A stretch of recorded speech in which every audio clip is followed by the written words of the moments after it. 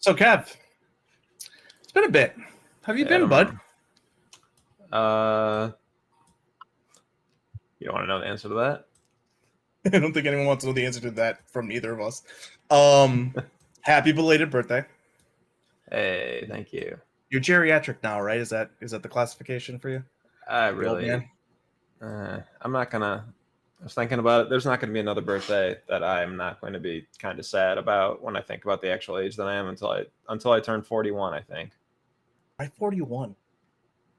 Because every year I'm just creeping closer to 40, and I'm the wrong side of 35.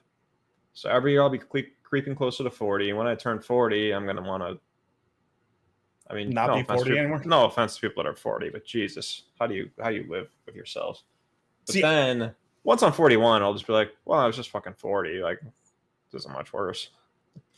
For me, I'm creeping closer to 50 then at that point, though. So, like, once I get to 41, it's like, oh, shit, I'm a year closer to 50 now. It's the halfway point. When I turned 34, it didn't occur to me that I was like, well, I'm still, like, in the early side of 30s. That's not old. Now it's like I'm at the halfway point. That's, like, kind of old. I don't like that. What's the age expectancy now in the U.S.? I think we're close to the halfway point already. All right, so I don't think we hit 80. We had a little game that we're going to play today. We did a version of this last year. I'm not talking about the age expect. Get out of here. I'm just saying. You said you're not at the halfway point yet. We might actually be close. Maybe a couple more years till we're there. No, I didn't mean the halfway point to death. I mean the halfway point to death is at any fucking point in your life that you don't know. That you want. Yeah, who knows? I might have been there 17 and a half years ago. Well, before we die, we got a fun little game to play, as you mentioned. Did it last year. Little game.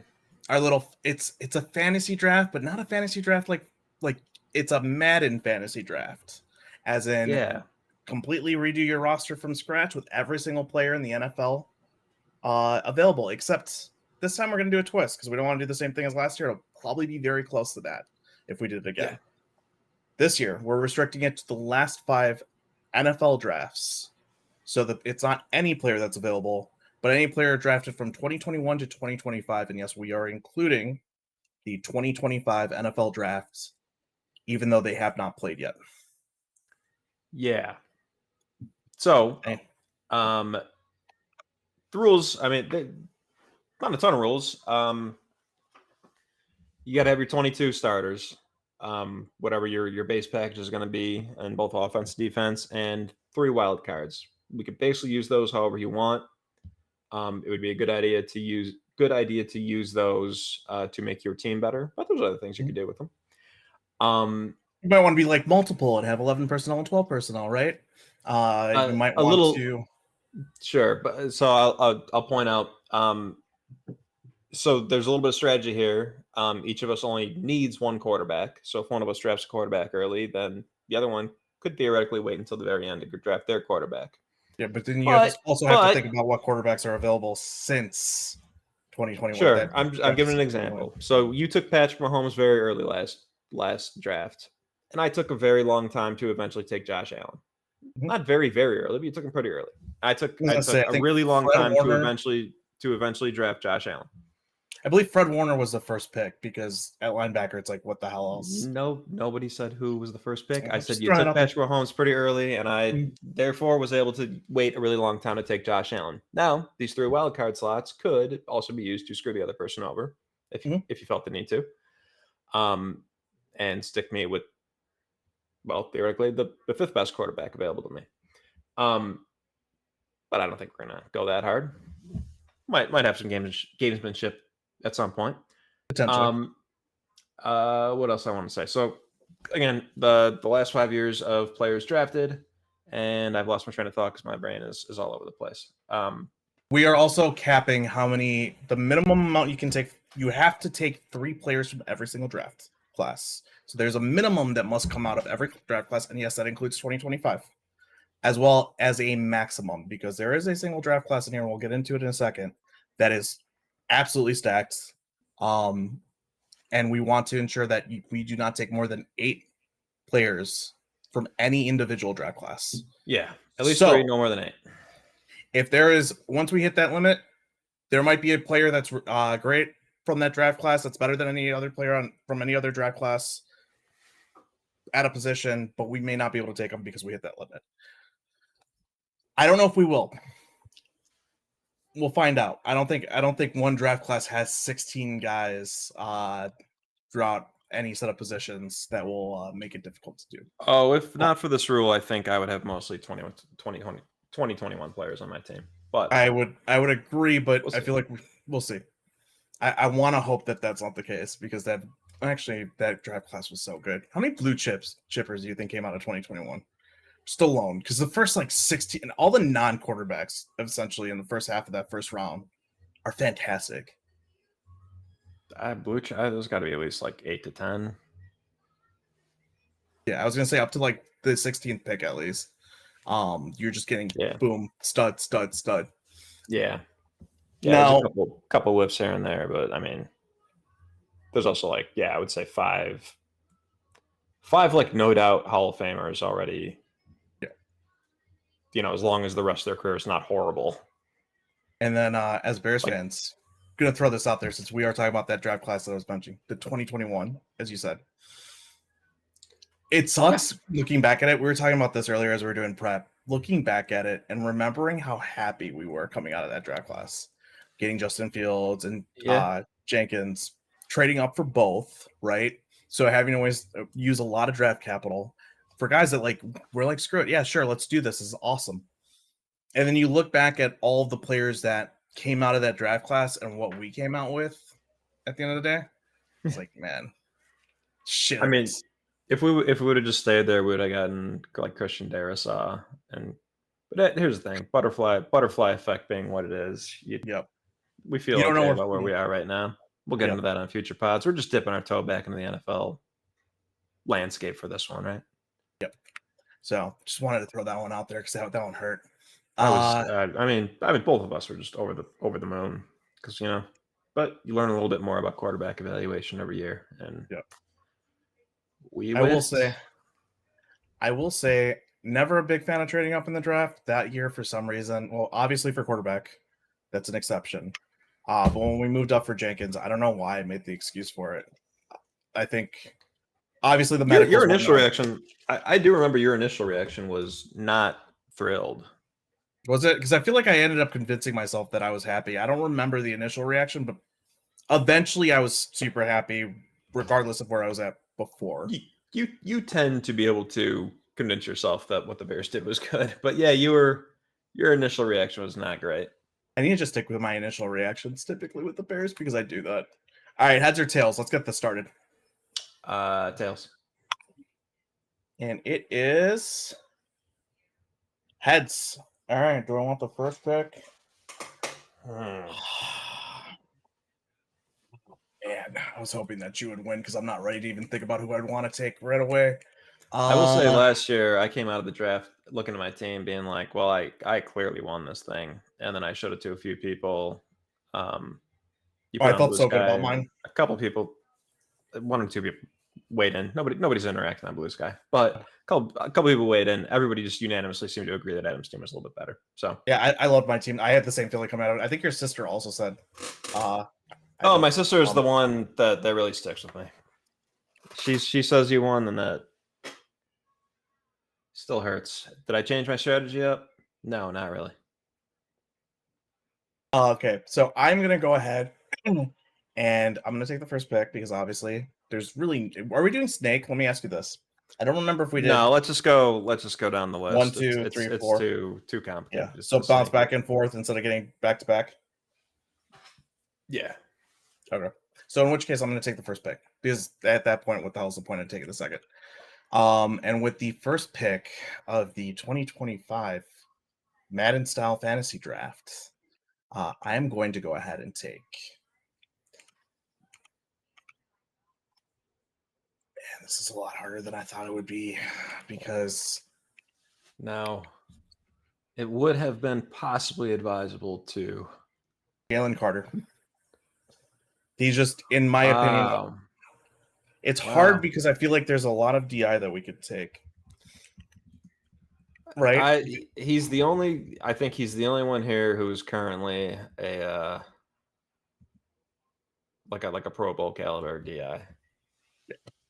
So that was what I was going to say is he's, in my opinion, one of the best players. He's probably the best DT within this draft, this draft class, by far, in my opinion, and one of the best players within this range of draft classes as well. It's kind of hard because obviously you have to look at 2021 has some absolute studs like Micah Parsons. Ignoring that, keeping it within the 4, probably the best player out of all the last 4 draft classes, right? I don't know if you'd agree.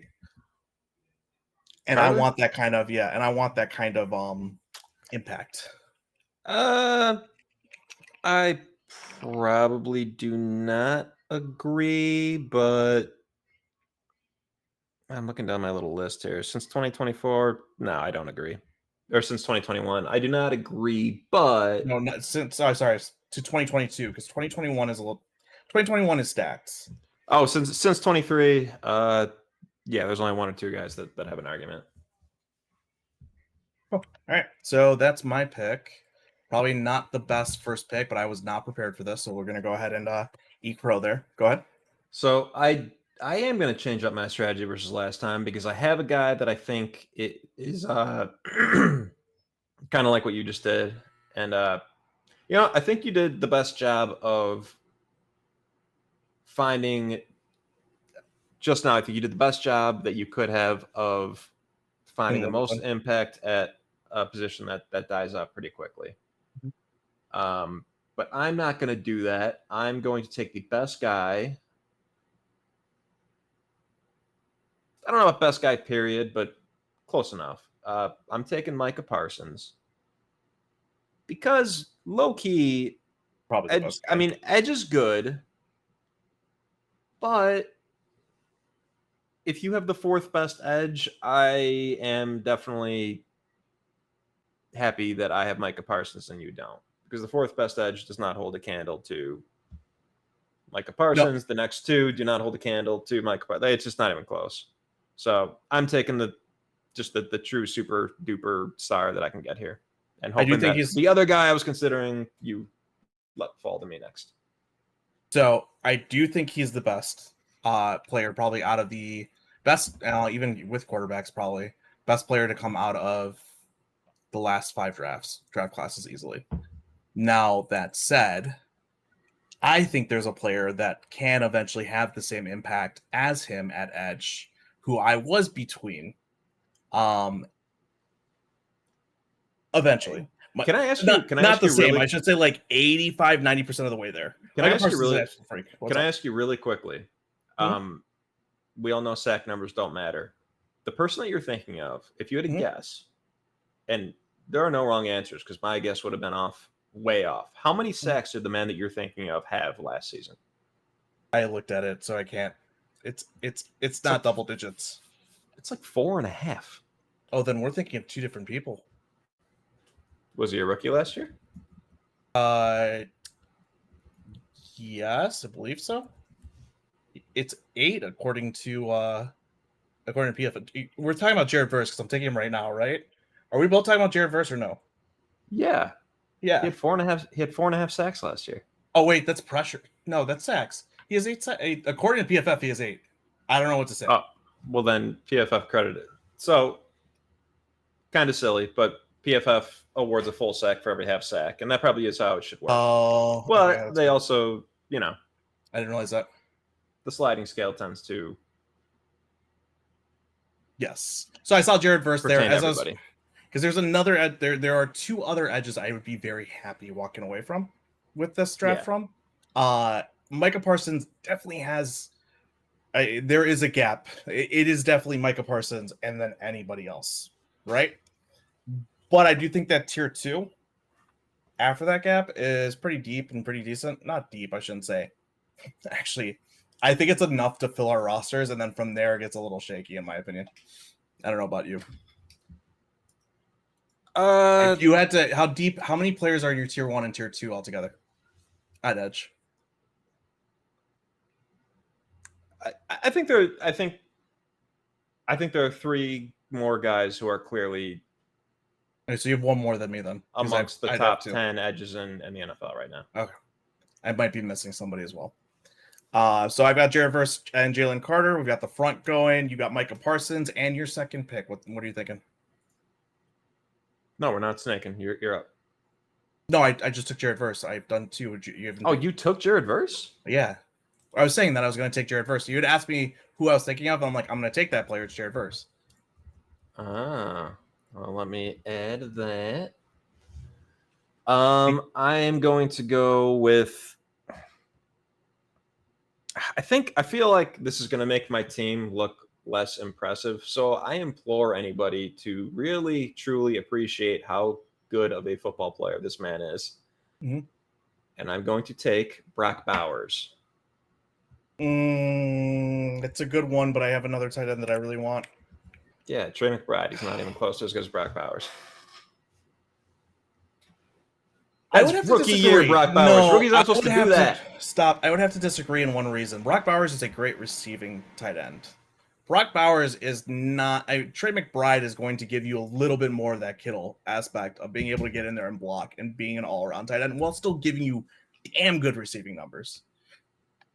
Yeah, but this is like a Kelsey versus Kittle debate, essentially. And I do think Brock Bowers is a damn good receiving threat. Don't get me wrong. Definitely the better of the two if I had to pick between them. But Trey McBride is not. There isn't that big of a gap when you consider the all-around product and how much run blocking does help at the tight end position. I would say that I don't think there's that big of a difference in their run blocking. And also Bowers just did that as a rookie. Like, I guess some criteria must be. Our criteria last year was. Brad isn't. What he came out in what 23, 24. He was still very good last year and this year. The past 2 years. Yeah, but we know the learning curve for a rookie tight end. Like, we know they always suck. And Bowers not only didn't suck, he was like the best tight end in football last year. Right, but we also knew coming out that Bowers would be good from the get-go as a receiving threat. That was. And typically tight ends as receiving threats, it's usually the blocking that's a bigger issue with tight end. Like, think about it. Laporta had 1,000 yards receiving his rookie year as well. That was fake.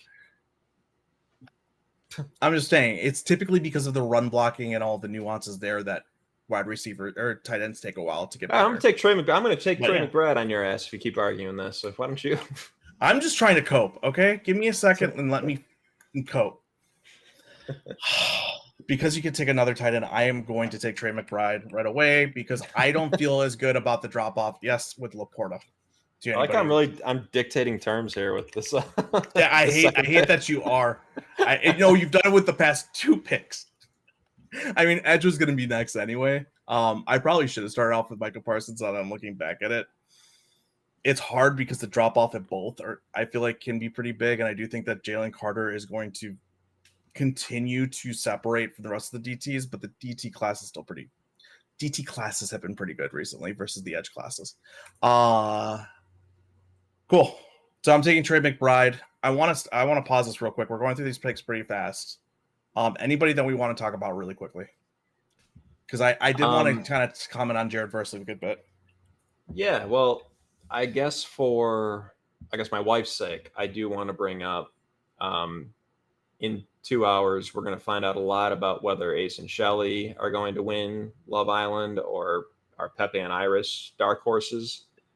Honestly, even Nick and Alandria, if America's voting, they have a lot of support. Hell, even Brian and Maya, I'm kidding.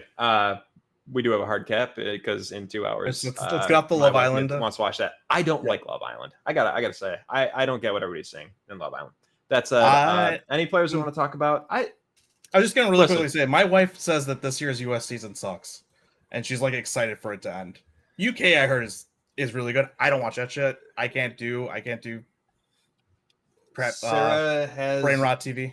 This is Sarah's first viewing of it. It should have been tailor-made for me. I don't know why I don't like it. I just don't like it.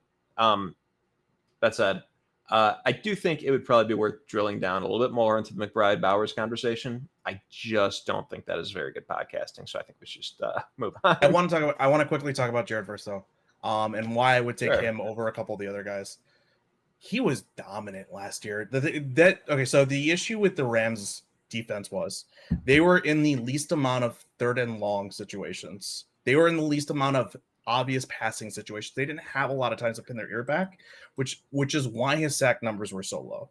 He didn't have a lot of true pass sets, if you will, right? True pass snaps to actually go in and rush the passer. But when he got those chances, I mean, he's made. Why am I blanking on which tackle it was with the Eagles that it wasn't Mailata, it was he just absolutely threw him. You say this every I forget. It was Mailata. Okay. He took Mailata and just threw him like he weighed nothing. And it's that his power rush is so strong. Like, it comes in the run game too. We're not just talking about a guy who is great at rushing the passer and has like an awesome bend or speed rush. This dude is setting the edge and making tackles look stupid as a rookie at times. And he ate Braxton Jones's lunch, right? Granted, not a lot of people think Brax is a great left tackle. I'd have to say he's fine. What, left tackle 16? He's fine. Ate his lunch. And it's one of those things. When he has the opportunities, he makes the best of it. And then on top of that, he's already a great run defender. So I see him developing into probably one of the best edge rushers in the NFL moving forward. And I think you and I both had him as our edge one in that draft class. I know I did, and then I also really like Chop, who probably won't get drafted, but looks really good. We've taken more than our share of victory laps on being pretty good at sussing out the edges in that class. And again, it's a shame that two things can be true. Rome Odunze could turn out to be good, and also it could be true that we probably should have just taken first. But yeah, I mean, he got picked apart quite a bit in the draft process, and he fell all the way to the Rams, and that was probably silly. I'll say this: you did not take the top remaining edge on my board just now. Now, can I clarify? I think I know something? who it might be, but go on. Honestly, I think you are forgetting somebody. Shoot, clarify. We didn't actually set like what is this in pursuit of? Because I think last year was try to win. Whoever wins the most Super Bowls over the next 5 years is the winner here. Mm-hmm. Is that still good criteria? Like, which team is more likely to win the most Super Bowls over the next 5 years between the two of us?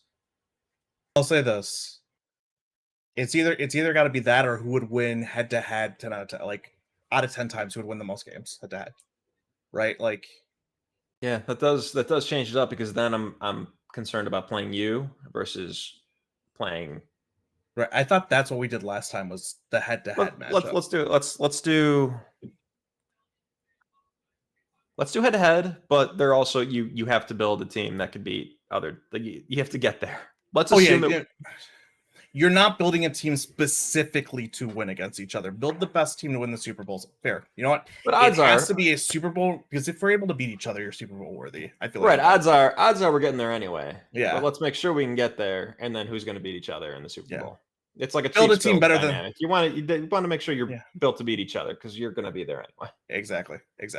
On top of that, actually, there you go. Exactly. Build the team that can win the Super Bowl, which assumes that the other person's doing the same. Then you'll probably meet at the Super Bowl at that point, or the AFC Championship, divisional round, whatever. And if you fuck up not getting there, you didn't do a good enough job building a team. I also want to say this. This was an important point that I think only was in my head last year. Mm-hmm. So we both have 53-man rosters. Just every single person that we don't draft is the purest definition of a replacement level player. They're a 60 graded PFF guy or whatever. They are replacement. So if my quarterback goes down, I don't have a backup quarterback. Well, Gardner Minshew or whatever is going to come in and play quarterback, or something like that. So we don't have to worry all that much about our best player getting hurt unless we really, really want a star backing him up. I'm so curious right now. I'm like going through the edge. I'm like, who would I be forgetting? Because it's bugging me that you're probably right that I'm forgetting someone, and once I find out, I'm gonna be really upset. So let's move on. Let's go to your pick now that we've set the what we're trying to achieve here. I should have been thinking about it a little harder, but so one thing that's true is that no matter what permutation of what we do, we're both going to end up with really good corners. Yes. So I'm going to get a jump on making sure my entire secondary is good, and I'm going to draft Kyle Hamilton. Oh, okay. Getting started with.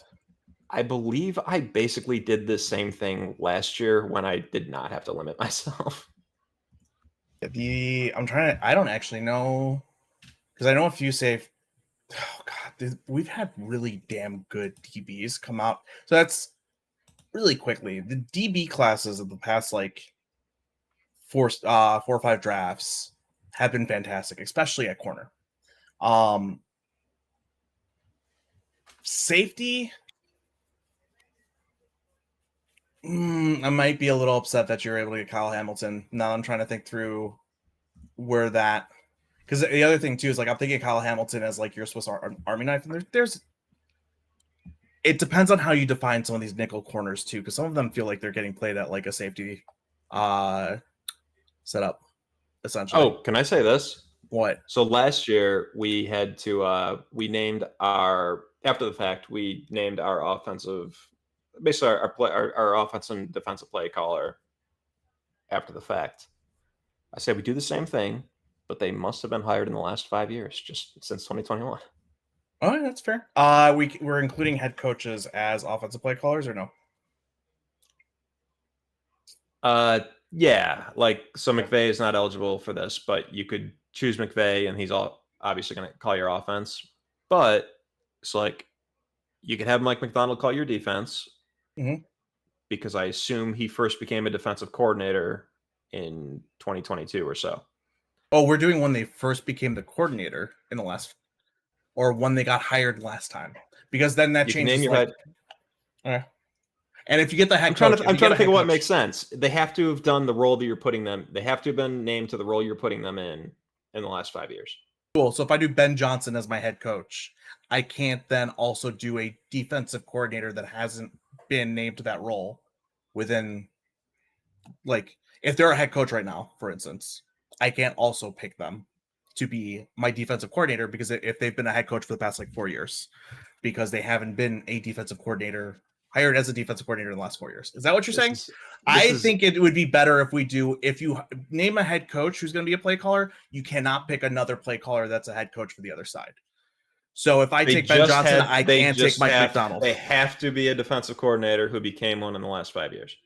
Who became one in the last 5 years? Defensive coordinator specific. So I cannot. So Mike McDonald, I think, is within the last 5 years. But let's say he wasn't. Just because he wasn't that, but he got hired by the Seahawks, I can't pick him as my head coach, even though he got hired as a head coach within the last year or two. Does that make sense? I'm saying you can pick Mike McDonald because I believe he became a defensive coordinator after 2021. I know, but I'm trying to validate that rule.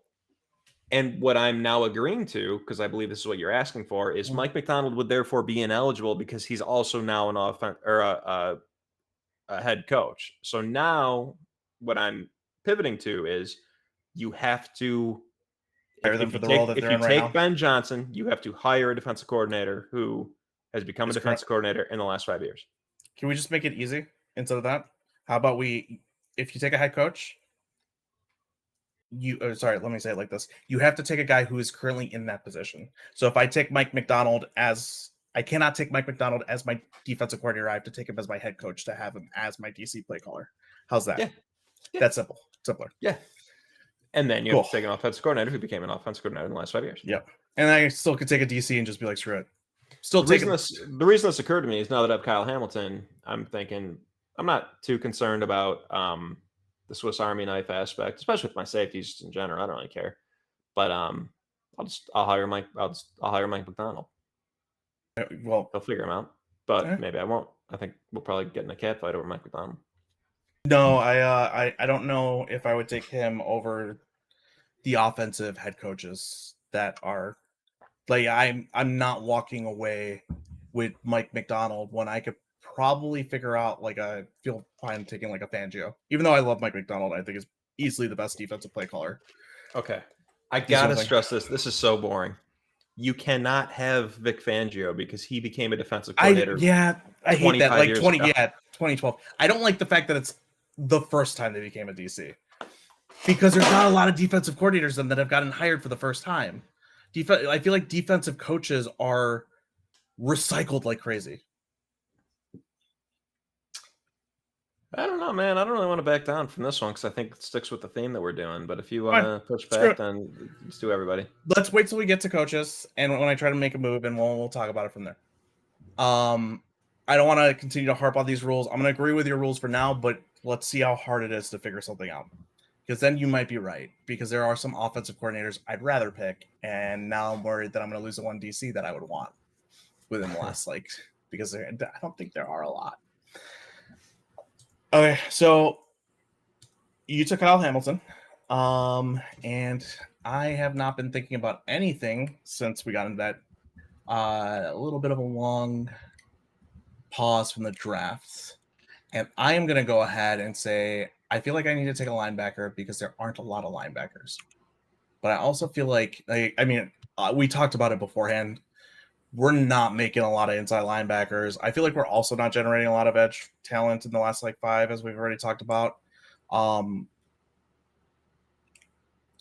might not even be generating all too many. Thinking that's true. And I want to make sure that I get the next. I'm torn between taking the next best defensive talent. Even though that position's a little deep, this is a bona fide, probably is easily the next best defensive talent in the league after Micah Parsons within the past 5. First corner to win defensive player of the year in a long time. Or if I want to, or if I want to ensure that I have some kind of safety talent because this gets real bad. I don't know when this is going to be published, but it's 7-Eleven day. I should have stopped at 7-Eleven. God damn it. Oh, is it 7-Eleven day? Shoot. I got a free little thing. Oh, man. I'm going to take a safety because I feel like there's only a couple left, and I'm going to go ahead and take Brian Branch. So we basically have the same type of safety.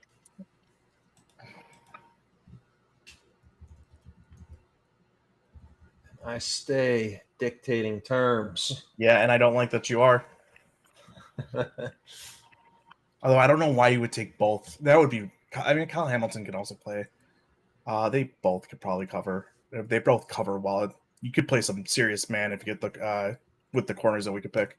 Go on. Okay, so my thought, or my, I guess, dilemma here is: do I cede Patrick Surtain to you?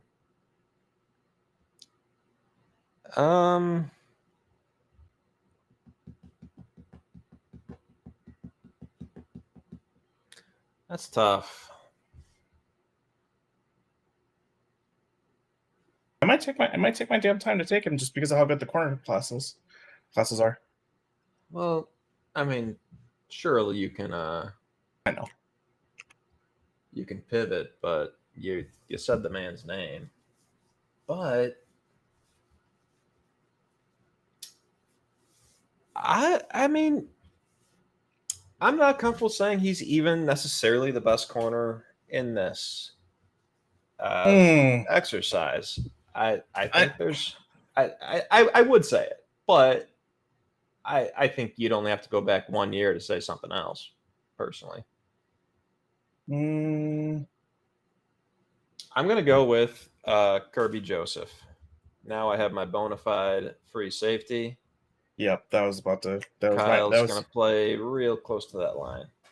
That was the corner I was between with Brian Branch and him. I'm trying to. And a U bye boy. Which I should have taken now that I think about it. As I mentioned, I don't know. You wouldn't want Kyle Hamilton and Brian Branch. I mean, you could, like I said, and then play cover one with Kyle Hamilton back and Branch covering man, right? Like, but I don't know why you would want two players who play very similar roles on the same defense when there's only maybe like there aren't a lot of cover safeties like that can take like the deep half.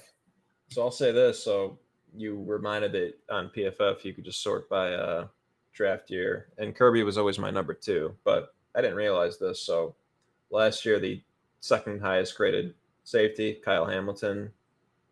The highest graded safety was Kirby Joseph, and I believe he led the league in picks, so that skews things a little bit. But I ain't trying to throw out Kirby Joseph. So I'm happy with my back end for sure. I know I can do a lot of different things with Kyle Hamilton. Granted, both of us are also going to have stacked wide receiver rooms. You're not going to want to play that much cover one, but true. I'm liking my versatility back there.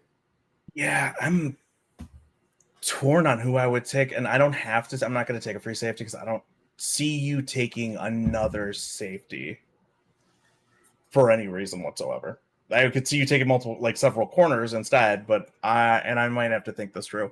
But I'm going to hold off on that because I don't need to, in my opinion. And I'm going to go ahead and consider my options at. This is hard at this point. Now that we've gotten deeper into it, because I need to think about what positions are going to run out quickly. And I feel like at edge, once you take the next edge, I'll feel fine just going 1-2 with you, and letting you dictate when that happens and giving you the ability to dictate those terms. Good to know.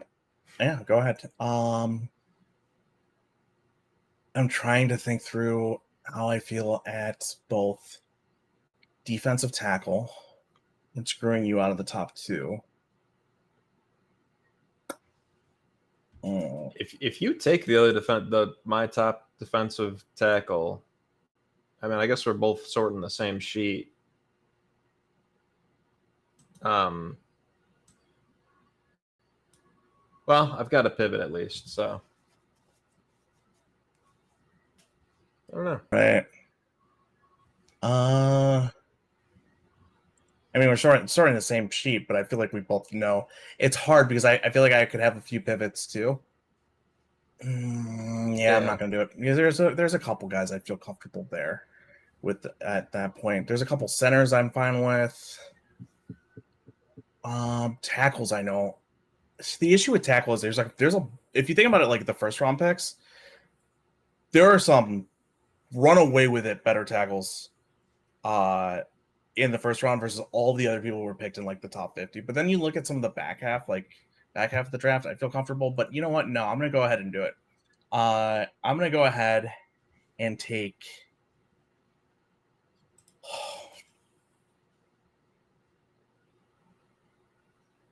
Why do I feel like there's someone missing on the sheet? There they are. Why are they graded so low? Oh, I'm on pass blocking. Oh, that's right, because he isn't as good of a pass blocker now that I think about it. No, yeah, then I'm going to go ahead and take Rashawn Slater over somebody else. I'm not going to say who. I'm going to go ahead and take Rashawn Slater as my left tackle. I think he is by far the best all-around tackle. Unexpected for me. Really? Yeah. I think there are four good. I think there are 4 good offensive tackles. Honestly, I wouldn't really want to get stuck with the 5th guy. But he was not in my top 2. Really? No. Can I take a guess on who your top 2 are? No, that would give things away. I'm not going to do that. No. Yeah, don't do that yet. Also, no, I think he's by far, in my opinion, he's probably one of the best tackles. Probably one of the best tackles in the league. Can we say that? Can we say It's this? young. One of the similarities to last year is most of the good players in the NFL were drafted in like that 3-year span, basically. Oh, you're talking about the 2019, 2020, 2021? Yeah, like you could add some more tackles to the mix. Like obviously there's only like 4 good tackles in the league, but like yeah, of course Rashawn Slater's like a top 10 tackle, but like so are the other 2 guys that I'm thinking. I want to see who you end up picking because I see there are 2 other ones that I could easily go with, right? One of them we've actually named already on this podcast earlier. I don't know if he, I prefer him. Really? Yeah. So Darisaw, we're obviously talking about. Darisaw's damn good. Don't get me wrong. And I can see you taking that. That's fine. But I think Rashawn Slater's better. I think he's probably up there as like a top 5 in the league, essentially. Okay, so my pick, right? Mm-hmm. I'm going to go with Patrick Surtain. You had your chance. I fucking forgot because we were talking about other shit. Oh, fuck. Oh. Luckily, again, you'd have to be a real idiot to come out of this without a real good corner room, you know? Yeah, I know, but Patrick Surtain's so fucking good. I'm so mad at myself. Where would you put him as, like, in the league? So we've talked about, obviously, like, Micah Parsons is not only one of the best players within these draft classes, but he's probably the best player in the NFL, right? If you take all, if you maybe like have position value, yeah, HALVE, like don't take it away entirely, but take it away a little bit. Ignoring quarterbacks. Yeah, he'd be like, okay, so just ignore quarterbacks. Yeah, just ignore quarterbacks. I don't know. This was a weird. I mean, Surtain was deserving, obviously. Like corners are always deserving, and the fact that Micah Parsons is the best in the league, and then I would probably say Surtain is 2. So I don't even know that I'm blanking. Myles Garrett is number 1, I think. No, hold on. I'm not gonna say Surtain is 2. I meant Surtain is in like the top 10. I would agree with you that Myles Garrett, actually, now that you say that, is probably number 1 with Parsons at the second best. You can flip those guys at any point though in any given game. There's Justin Jefferson and another guy that we're gonna draft later on offense. I'd still say I think I'd throw in my top 5, Surtain. Yeah, I meant top 5 or top 10, not 2. I got 2 in these draft classes potentially. You've mentioned a wide receiver. I'm curious who that could be because there's quite a few really good ones. I haven't really looked at that yet, to be honest with you, which is why I'm curious because I don't have the names in my head at the moment because I know I can look at that later. This is what happens when you get to prep, and I totally didn't. We decided on the rules for this for anyone who's watching 3 hours ago, and I'm like, I'll go prep, and I never did.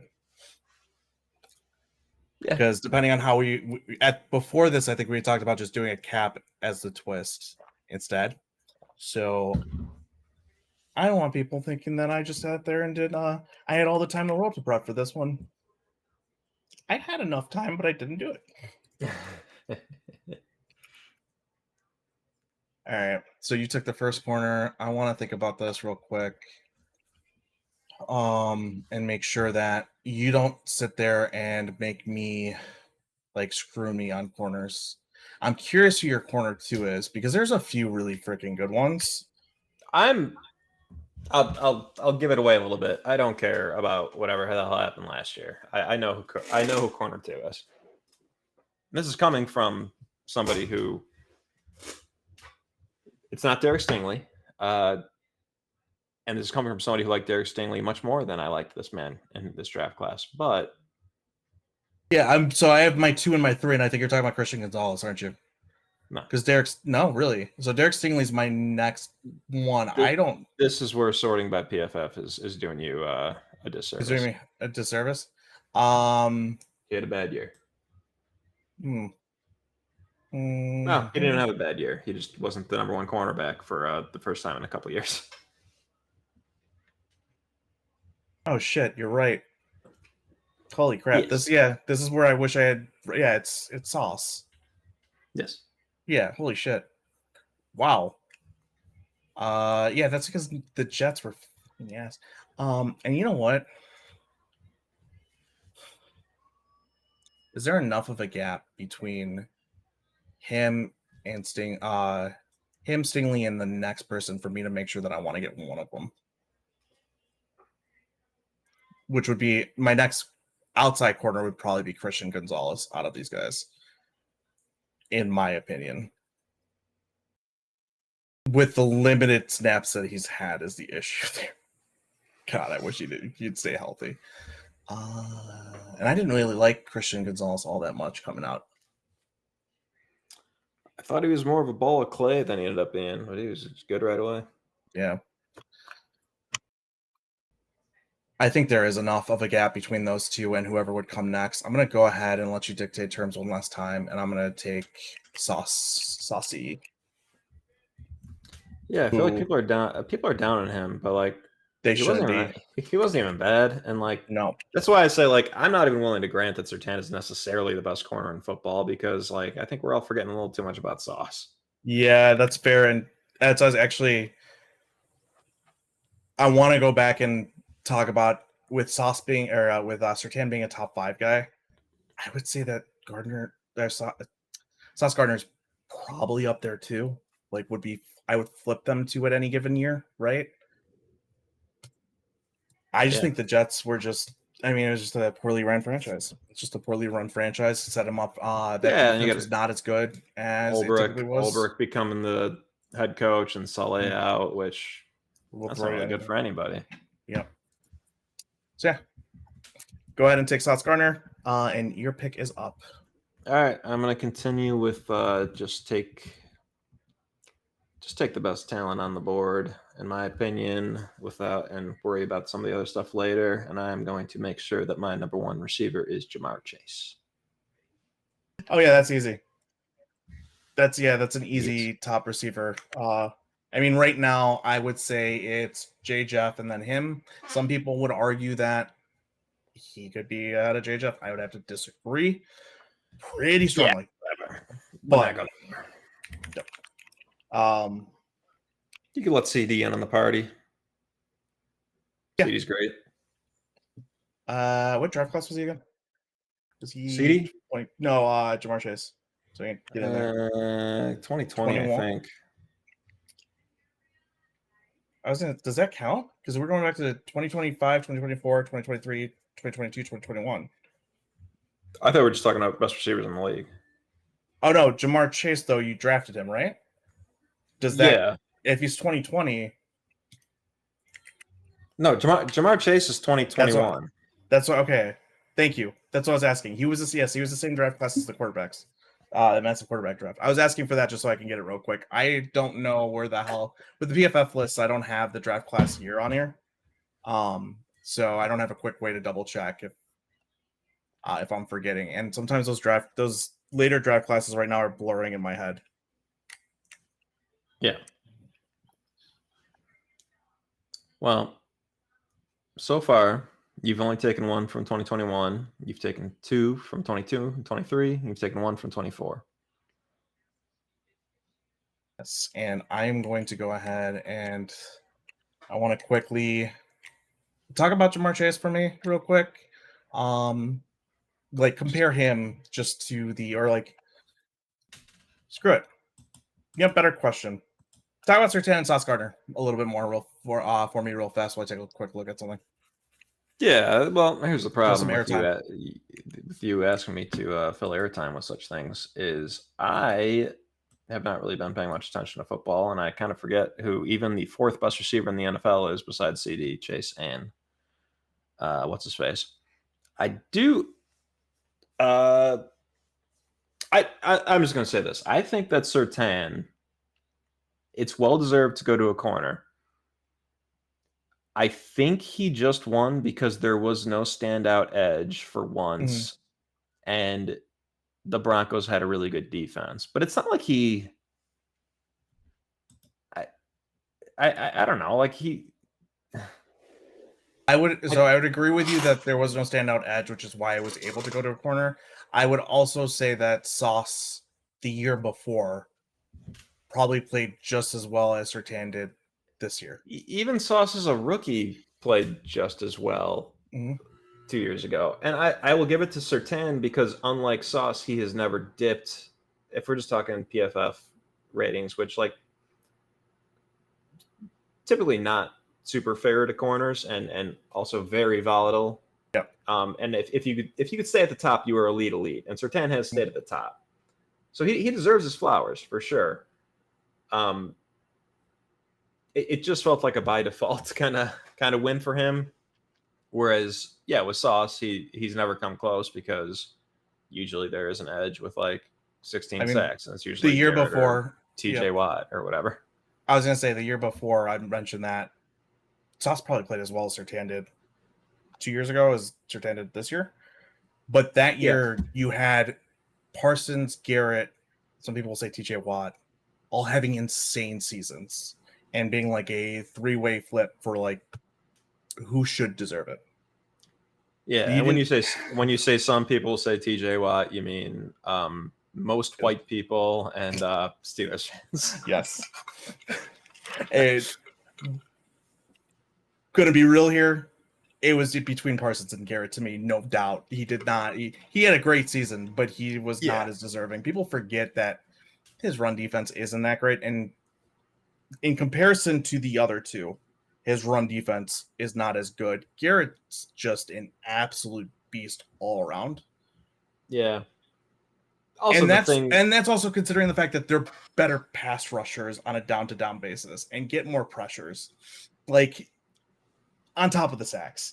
Right. The thing that said stupid white people don't seem to be capable of grasping is the pressures aspect. It's just it always goes to Garrett, and I don't know. Offhand, I don't know about him versus Parsons, but I'd imagine Parsons is the same. And also Parsons somehow is better in coverage in a, basically just a 4-3 defense than TJ Watt is in a 3-4 defense. That's kind of hard to imagine. Yeah, it is true. I would have to agree with that. And now I'm going to go ahead and I feel like now that I'm really looking over the wide receiver classes, I feel like there's going to be an issue getting to 6. I mean, you could easily, but I feel like there are multiple teardrops from here to 6. Maybe with Jamar Chase obviously being on his own, I think in tier 1, except for with this one person potentially being like right there. Because I think Puka Nacua is slowly becoming one of the best wide receivers in the league. Yeah, Puka's a tough one because, I mean, nobody honestly at this point, all I care about is showing this to my sister and having her admit I have a better team. And is she going to be taking into account that Puka could retire at any time with a career-ending injury? Because that's his problem. I have two. Oh God.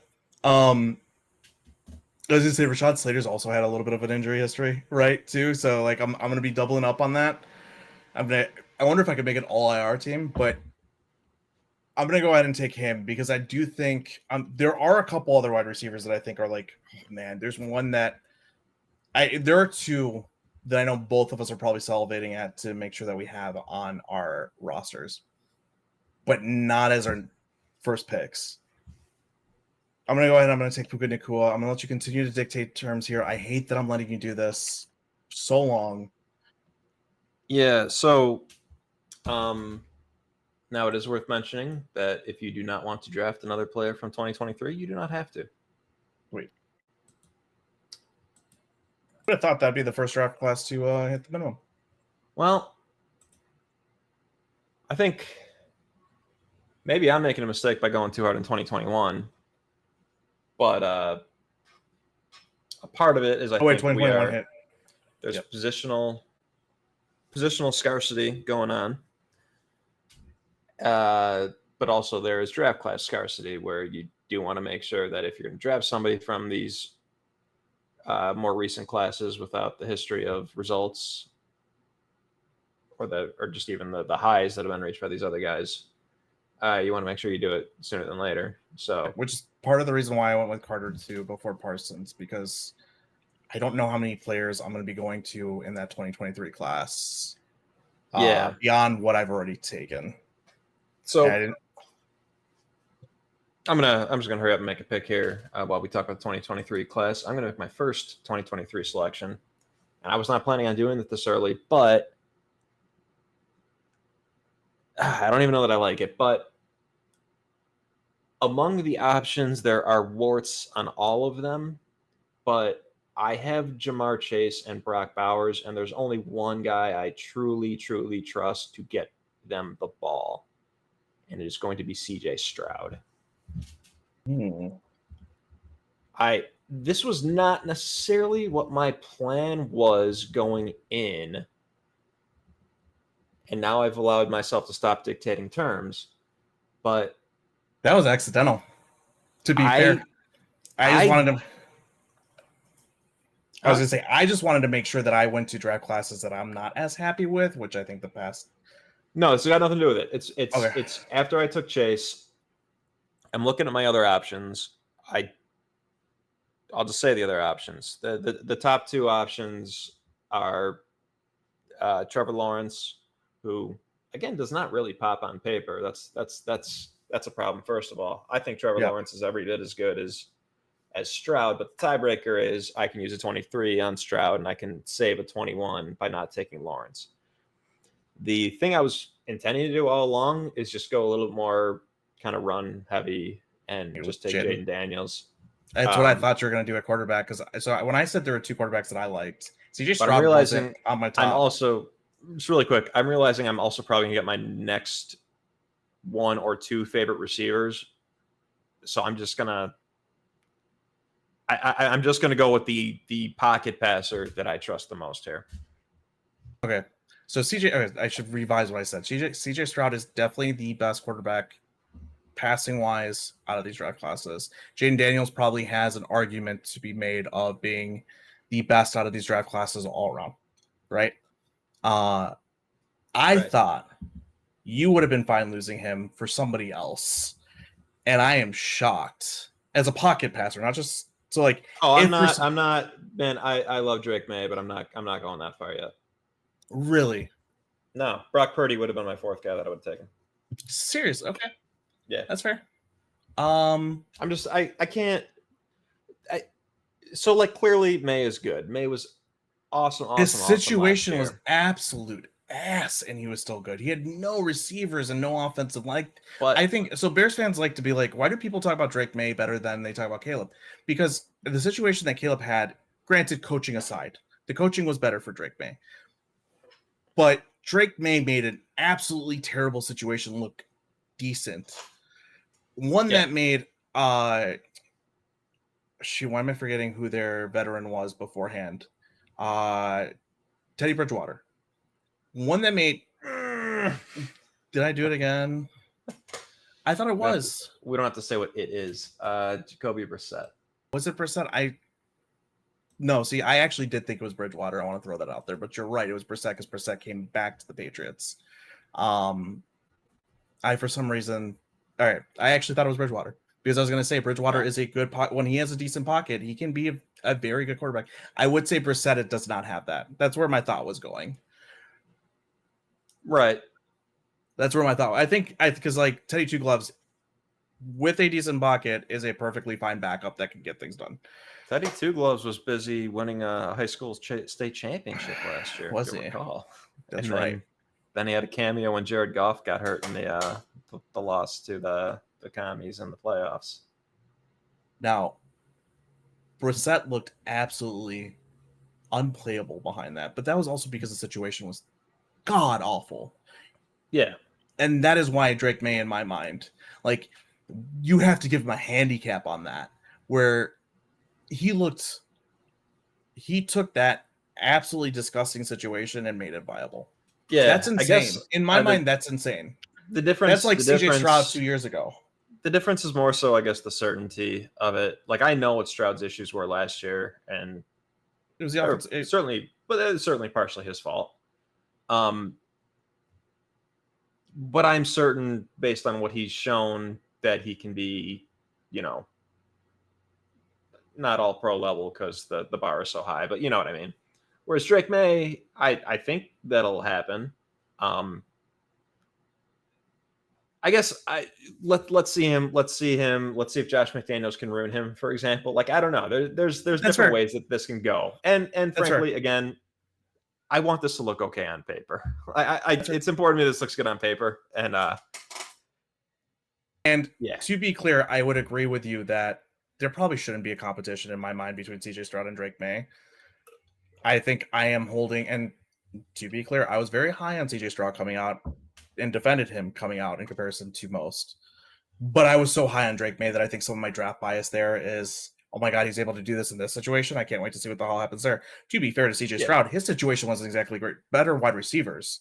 But that offensive line got so one beat up, and then two isn't that great. And now he's going to have a bad, I think, in my opinion, not so great offensive line again.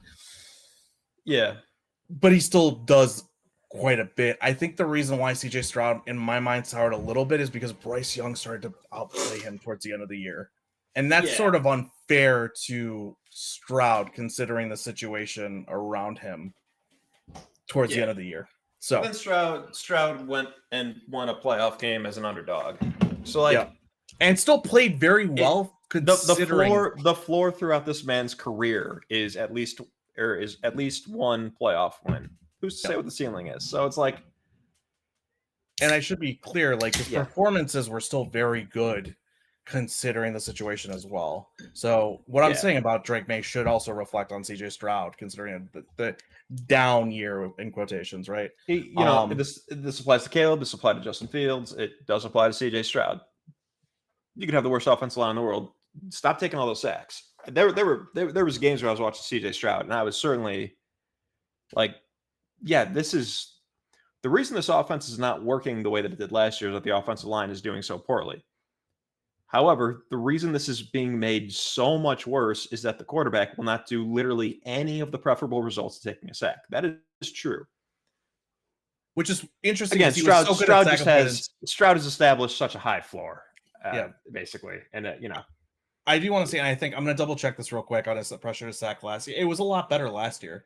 He was avoiding, he was at 17.4 last year versus 23. He was avoiding sacks last year like crazy. Specifically with he would take step back passes. He would create space in the pocket in creative ways to throw off platform that weren't just running, right? Like, there's a Thursday night game last year. I can't even tell you who they played, anything about it, but it has burned my memory of what are you doing, Stroud? Like, you've got to move a little bit. That's fair. I'm not going to take a quarterback. I think we all know what quarterback I'm going to end up taking, which is interesting because now I want to take wide receivers. I actually don't, because I still think Trevor Lawrence is the correct one to take if you have room. Really? Yeah. I would have to. I feel so bad for Trevor Lawrence. I feel like he's been ruined by the Jags.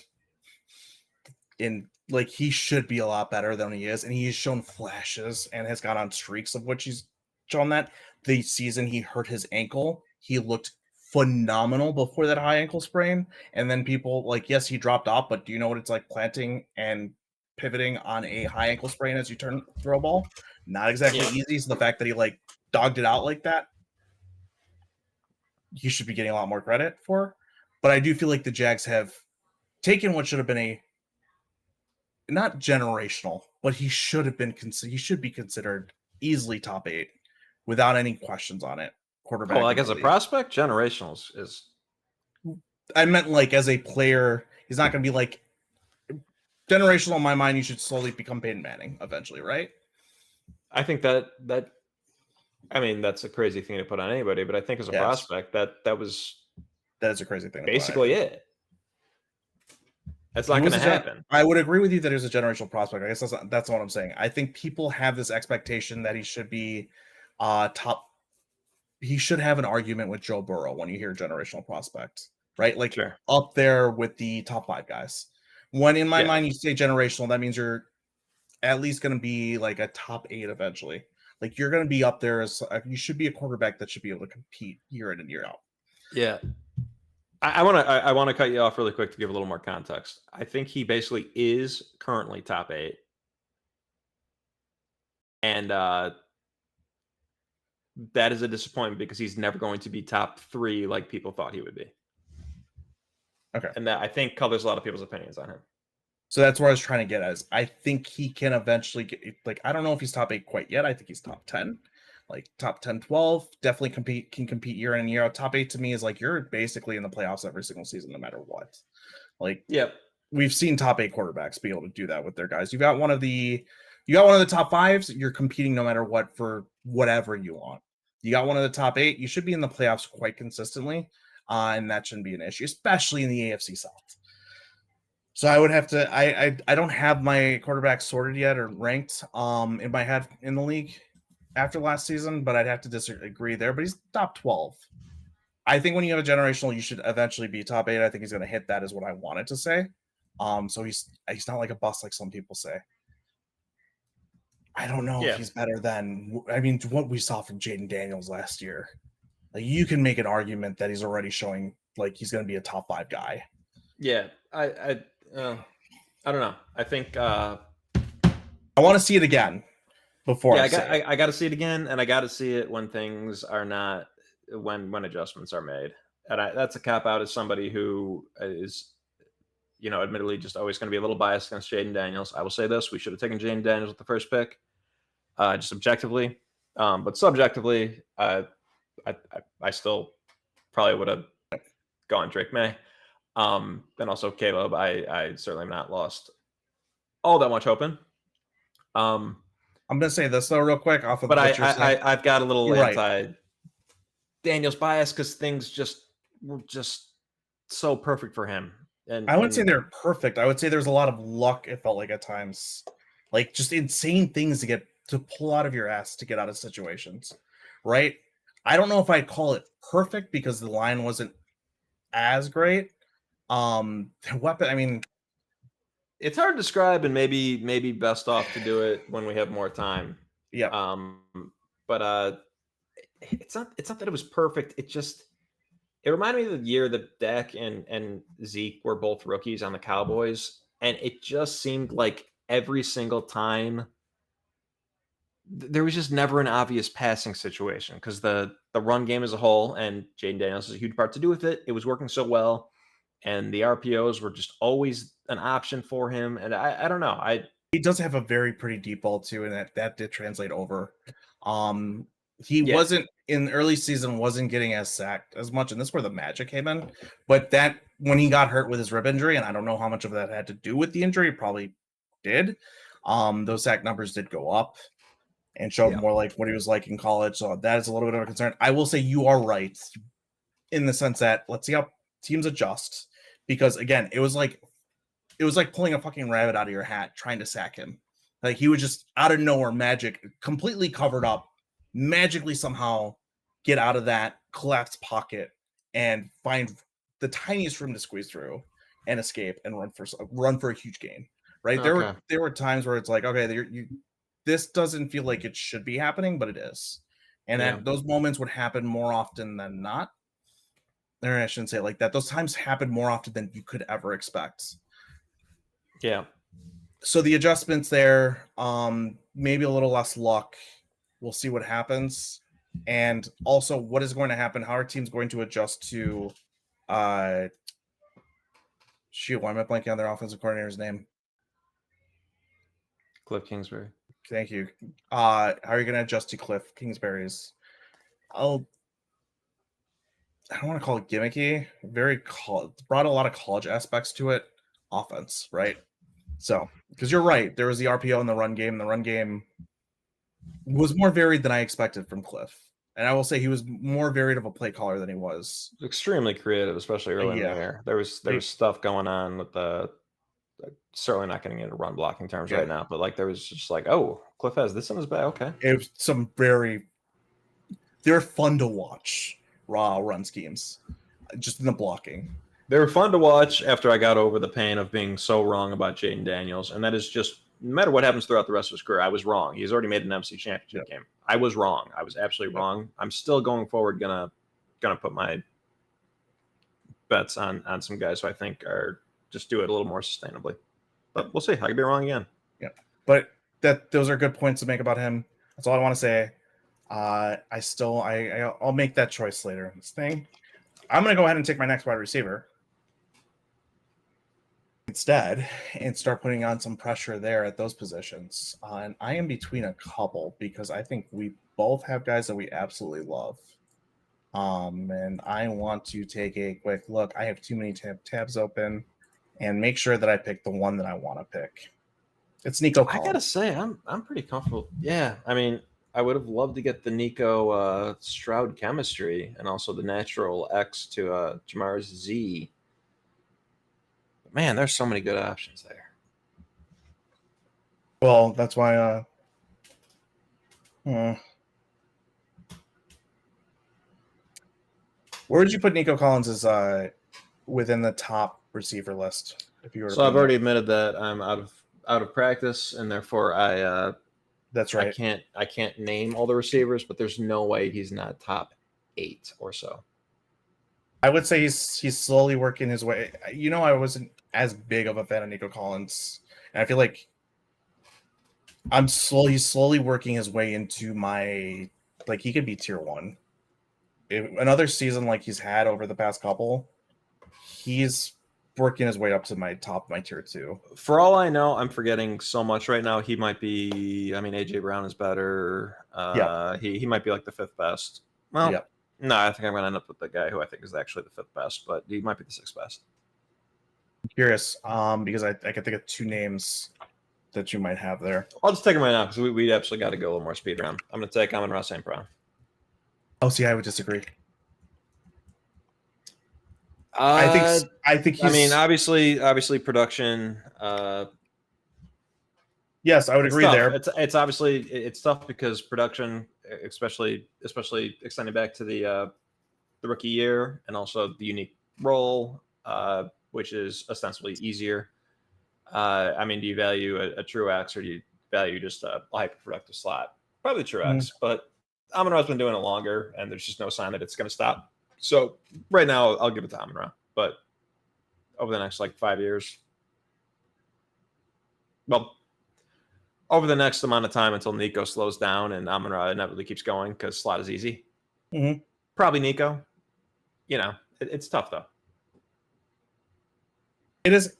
So I think the next 2 guys that I have on my list, it's funny because there are a lot of good guys after you get out of the tier. It's funny because I feel like once I tell you who I would have, you're probably gonna think I'm crazy. I'd also argue that I bet I can guess out of the people available here. Well, we'll see. He'll be drafted by one of us, so we'll see. Potentially. Just by definition, Watson, we each have a receiver slot available. He will be drafted, so we'll discuss. Wow, there's quite a lot of them. I mean, it could be Lad. But you just said he's your top guy. Right. Oh, okay, that's fair. If you don't take him, I'm gonna end up taking him. Well, no, because there's 2 people I'm between, and both of them I think you're gonna be shocked with. Now I should say it like that. Both of them I think you'd be shocked with. One of them you love. I will say that. Can I tell you the only name that'll shock me? Sure. Out of the possibilities of people you could draft, to be Marvin Harrison. Oh, absolutely not. Okay, then nothing you're going to say is going to shock me. Okay. It is interesting though, because the reason why I say that is there are some damn good names up here still. Is it Rome Odunze? Yes, it's Rome Odunze. Did you know that? Has he finally learned to who knows? Work a fucking scramble drill? I'll kill you. Coaching's gonna help, man. Coaching's gonna help. We'll see. Okay. I'm already at 4/20/21. It's you're up, right? Yes, you're up. And I am going to. And the thing that really sucks is because I have only the draft. I don't have them based off draft class, and I'm not thinking about their draft classes. I'm looking at this. I am typically like, oh, I picked that person, so now I have that. I don't have like my draft classes split up in a way that I'm making sure that I'm managing my picks for each. So as I make the pick, I'm like, oh, okay, that's that draft class. Well, let's add that. I'm Well, not thinking about it. I know. Well, I know it's not a huge consolation, but I've got the counter at least. So anytime you need to know, just ask me. So I'm at 2 for 2021, right? And then I think I'm at Yes. 2 at everything except for 2024. I've got 1 in 2023. I'm good at. Correct? And you also all three for 2023. 22310. In that order.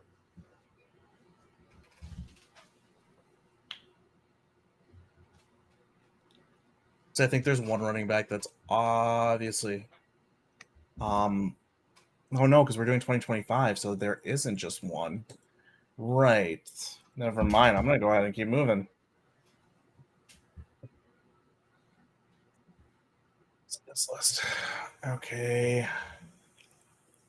I'm gonna take my guard. I'm gonna take a guard. Ooh. Ooh. Because there are a couple. Actually, no. I'm gonna take a center. I'm gonna go ahead and take Creed Humphrey. I think there's right into my trap, baby. Are you gonna take from the Ravens? Why am I blanking on his name? Because I can't see him on this list. I'm not gonna take him, but I'm not gonna get into it. Just talk about Creed Humphrey. I think he's the best center in the league. I agree. So why Especially would I not because take the only one with a slight argument decided to up and retire. Good for us. Yep. So why not take the best player at his position at this point, knowing that there is a drop off between him and the next player. Because center doesn't make that much of an impact, it's arguable about how much of a drop off. But let's say if it had the same impact from that type of performance to the next type of performance, like an Edge would, I would say would be considered, right? Like, yeah. Yeah, I agree. I don't know if I would say I'm excited, but I would say that I fall into your trap, so you should be, right? There were positions where I was willing to sacrifice the obvious best choice because I thought there was a good enough choice where I wouldn't have to waste one of my 2021s, and that's one of them for me. I was like, I have to give up Creed and I'm comfortable enough with either the next two options, and it might be Linderbaum. But I'm comfortable enough with the next two options, depending on how my draft class board falls. But I am going to pop a cherry here. I don't even know. Low? Huh? Sorry, I'm looking at it's sorted by pass block grades. Linderbaum is way low on their list because that's who I was thinking of when I said Raven Center, obviously because he is a Raven Center, but I couldn't bring up his name because I couldn't see it there, and my name recalls absolute ass. Go on. Yeah. I'm swinging my next pick, so we gotta speed through a little bit. Go for it. I'm not even sure he's gonna be my starter, but I gotta get into 2025, and if he is my starter, I'll be perfectly happy, and I'm gonna take Ashton Genty. You have to have 2025 guys, and I don't think anybody's going to look at my running back and say, "Oh, that's a huge weak spot." No, it's Ashton Genty. It's not a weak spot. It's just not as good as it could be. I would say that was the second running back that I said there's one running back that I would want to pick right before I decided to shift to Creed Humphrey. Yeah. The second one is the one that I absolutely want. I think between him and the next guy, because I think the next guy is also still very damn good. But I think he's more, man, this is hard, actually. Go on, what were you going to say? I would say I don't really make a huge differentiation between the next two guys. I think we're both thinking the same two guys. One has been more productive, but one is just the other guy. I mean, yep. I'm not going to count that guy out. Talking about Gibbs and Bijan Robinson. Yeah, we're talking about Gibbs and Bijan Robinson. I'm thinking out loud really at this moment, because now that before you said that, I was literally about to say, I don't know if it's as much as I want to give it the difference, because I feel like when Monty was hurt and Gibbs took on more of a lead, like number one main back guy, like role, he handled it incredibly well. And I was about to say that Gibbs might be more, because Gibbs in the passing game is great, but Bijan Robinson as a pass catching back is fantastic. So is Gibbs. The explosiveness of Gibbs, whereas like Bijan, I feel like can make insane plays as a pass catcher. If I'm I was about to say, if I'm doing a draft of like who's better, and then I realized that is literally what I'm doing, I am going to take Jahmyr Gibbs, especially after he just showed what he just showed. As you know, when Demo was hurt. Yeah. But it just feels wrong to say that anybody's better than Bijan Robinson, honestly. I feel like Bijan's so damn good, and like I don't know why it's not there. It's on. I feel like it's on the tape, right? But it's not in like the. It's not in the just production. It is. I mean, it is. He's got a split with Al guy, or it's been weird. I mean, no running back should be taken with the 8th pick in a decent class, but you know, certain expectations been put on him. But like, I don't know, you step back and look at it, it's all there. It's not bad. It's not even average. It's well above average. Yep. I'm trying to think if there's anybody. I'm trying to think of how deep the 2024 draft class is, and if I want to make this pick now and start to get my 2024s done. So I only have one, and this would be no. Let's not do it. You know what? Actually, what I'm going to do is I'm going to take my right tackle. I'm going to go ahead and take the guy that I feel like you were probably thinking was the best, but I don't think is as good of a pass blocker, and that is Penei Sewell. Silly. Penei Sewell's the do I want to make this statement? Penei Sewell is just the best tackle in the NFL, period. I don't think he's as good at pass blocking. I truly don't. And the grade does show it, but it's not because of the grade. I think Rashawn Slater is a better all-around tackle. It is fun, though, taking both tackles from that draft class. So There's just no way. I am very happy with my offensive line at this moment. Yeah, no, you are. Whew. I mean, again, I'm going to have the better left tackle in my opinion, but it's obviously close. And I mean, Darisaw. I was considering Sewell. I was considering Sewell a really long time ago, like pre-Jamar Chase pick for sure.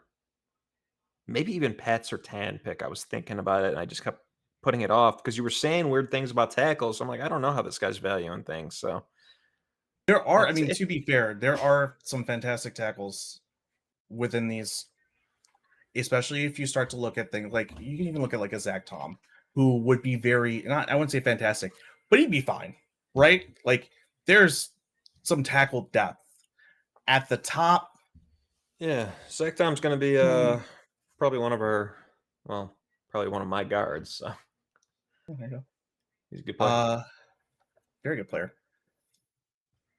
At the top, it's hard to not take these two. Man, they're going to be I think two of the best tackles. And Darisaw's up there too. They're going to, once some of the older tackles start to get out, we're talking about these guys as the top 3 tackles in the league. As well as Wirfs, obviously, because Wirfs is still young. Yeah. Wirfs is probably the best tackle in the league right now. I think I maybe it's injuries with Slater, but I just don't in my mind consider Slater having why? A huge track record of excellence. Like the Chargers offensive line is so bad that it makes Slater look bad, even though he's doing perfectly fine. They were so bad. They're getting a lot better. But the injuries don't help. Yeah. The injuries don't help, but Slater is basically like you leave him and forget him. It's set forget. He's doing his shit. Like that's and in both aspects of the game, both run and pass. It's just the rest of the offensive line is so garbage that nobody thinks about Slater because nobody talks about the Chargers pass blocking, and nobody really talks about the Chargers outside of wanting to talk about Herbert. Yeah. All right, let's move on. No. I'm jealous that you have a clear position of strength, so I'm going to make sure that I have a clear position of strength here, and I'm going to take Derek Stingley Jr.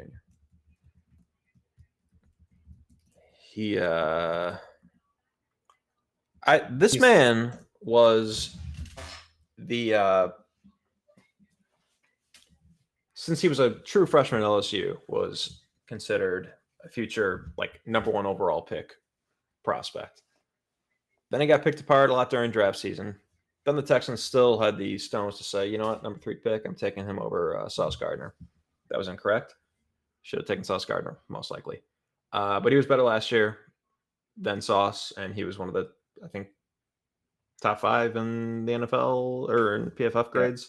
He was also very good last year. Just kind of struggled a little bit as a rookie. So I'm taking that talent. Just clearly cornerback 3 for me. I think there's not like a massive drop off, but enough that I'm just going to do it right here. I had Sauce over him, but I also said, I believe during that draft class, I had Stingley going to the Texans. I mocked them. I think what it is in corners, I value smoothness over I think Sauce is super physicality. Yeah, that's fair. I think you take the physicality out of both their games, and Sauce is better on like a flag football field. Or no, I'm sorry, Stingley is better on a flag football field. I would agree with you there. I just have a stylistic preference there, I think. But Sauce is better in the NFL. I just no.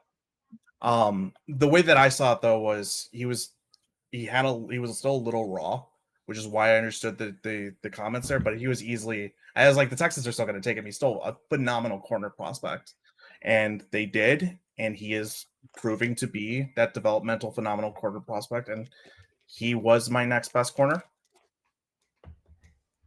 which makes me want to take and have you dictate the terms here. My other one that I was between. I just want to make sure I'm not being stupid. I mean, he's at the top of the list, but I don't think you're going to take him.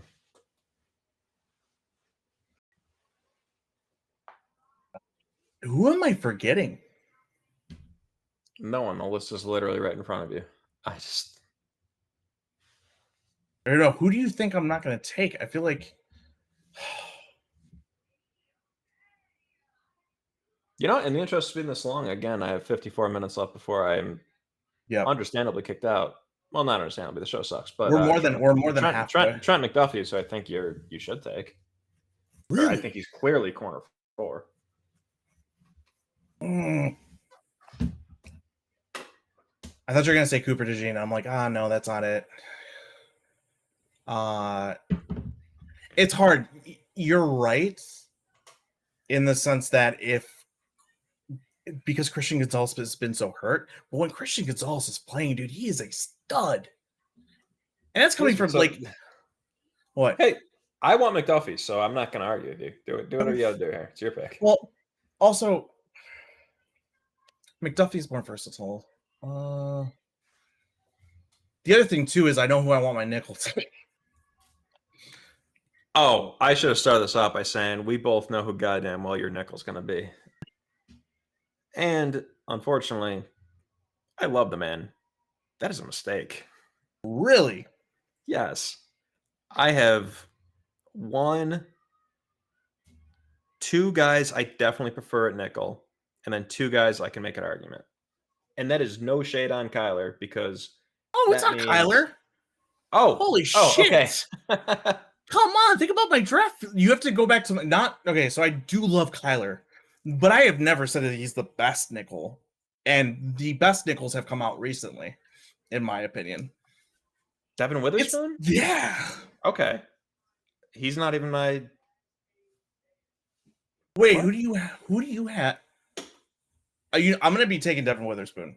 So I'll find out. We'll find out. You won't necessarily be taking Devin Witherspoon, actually. Just let's go. Let's go. Yeah, screw it. I'm going to actually... No, I'm not taking him right now because instead I'm gonna pivot because you're making me freak out, and I'm starting to think that I need to take my You are missing nothing. I want to help you a little bit because you didn't do as much research. You are missing nothing on this list. I promise you. Okay, cool. I want to take my free safety, but you already took safety, so I don't need to. So I don't know what I'm thinking here. I'm gonna go by my guards. I'm gonna finish up and make my offensive line strong and take Quentin Myers and have a interesting. Is he 2021? Believe so. He is, yes. Interesting. My offensive line is all 2021. Yeah, well, if you take the best guy still available, it will stay that way, I think. But man, guard is one where I was willing to let you go. But really, I mean, at this point, you might as well, because I mean, if you're winning games, it's going to be because of this offensive line.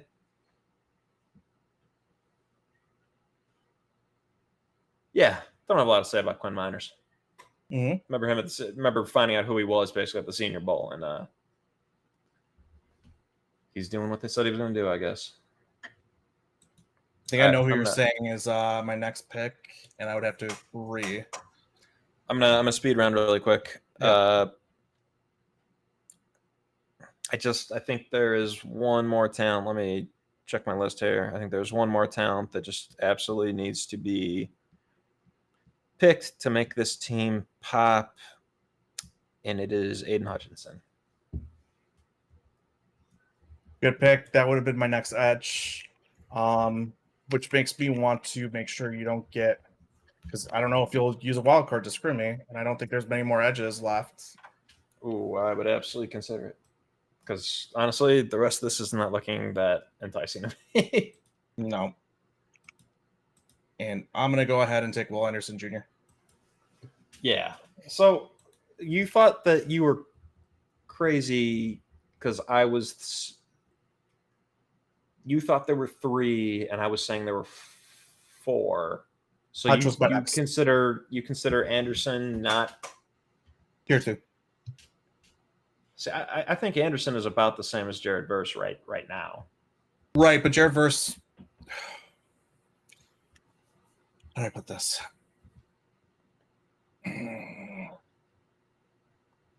Because let me think about that for a quick moment. Because you might be right. They both showed off as rookies. I feel like I feel like I didn't feel it as much with Will. I mean, Will Anderson, he had 16 sacks this past season, and I don't feel like I realized he had 16 sacks this past season. Does that make sense? Like I didn't feel like. Are you telling me Will Anderson had 16 sacks this past season? Oh, not 16 because they don't do half sacks. It's according to PFF. Oh. I don't know what his. Well, still, Jesus, no, I had no idea. Yeah, I wouldn't have known that. His total pressures was only 60. Verse had 89, and that you have to think about that in a true pass set. All right, so he's going to be my second edge. I'm picking him right now. I love Will Anderson Jr., but I think that what I saw from, if you consider the 2 years versus the 1 year and you even out the 2 years, like take the total work of the 2 years as like an average, and the total what we saw from Jared Verse in the 1 year, I think Verse is showing one, he's as good and is going to be better at the end of the day than Will Anderson Jr. But I'm pulling hairs at that point. I think the 3 of them are about the same in my mind with slight variations. I just think that Verse's ceiling after what I saw is higher, considering how little he had to work with when it came as a pass rusher and how dominant he was all around. Does that make sense? Like I'm betting on the ceiling here. And yes, you're right. We have to show these lists to people and ask who's going to win. So maybe that hurts me. Well, I mean, it certainly that shouldn't be like the main thing. Yep. But does that make sense though with what I'm saying there? Like I think Versus ceiling is just I don't know. Like, it's weird because you put Verse into Will Anderson's draft class. Anderson is still going 3rd, and Verse is still going before he got picked apart. He's still going 10th. Yep. So I think like talent wise, people are probably going to skew Anderson. I don't know. I think just anecdotally, without diving into the numbers, I consider them to be about the same. And also, it just is weird that Verse didn't have that many sacks. It just is. It goes back to like, so let's see if they've got his true passing stats for it. They don't have it here. But I bet if you go back to that, the pressure rate he probably has is massive. I mean, even considering he had 89 total pressures, right? That's a lot as a rookie, man. That's significantly more. And we have to go by, okay, to be fair, 546, 418. He did have 130 more pass rush snaps, so it's a little unfair. But that's almost a third more than Will Anderson, while being only like a quarter more pass rush snaps. Does that make sense? Yeah. No, you're right. And that was as a rookie, with Will Anderson being in his second year. I will say, though, I have to think about what the Texans' defensive line is like versus the Rams have a damn good defensive line too, so he gets help, but they don't have the greatest corners, so they're not covering as long. There's a lot to think there. Anyway, yeah, let me go one more thing here. Okay.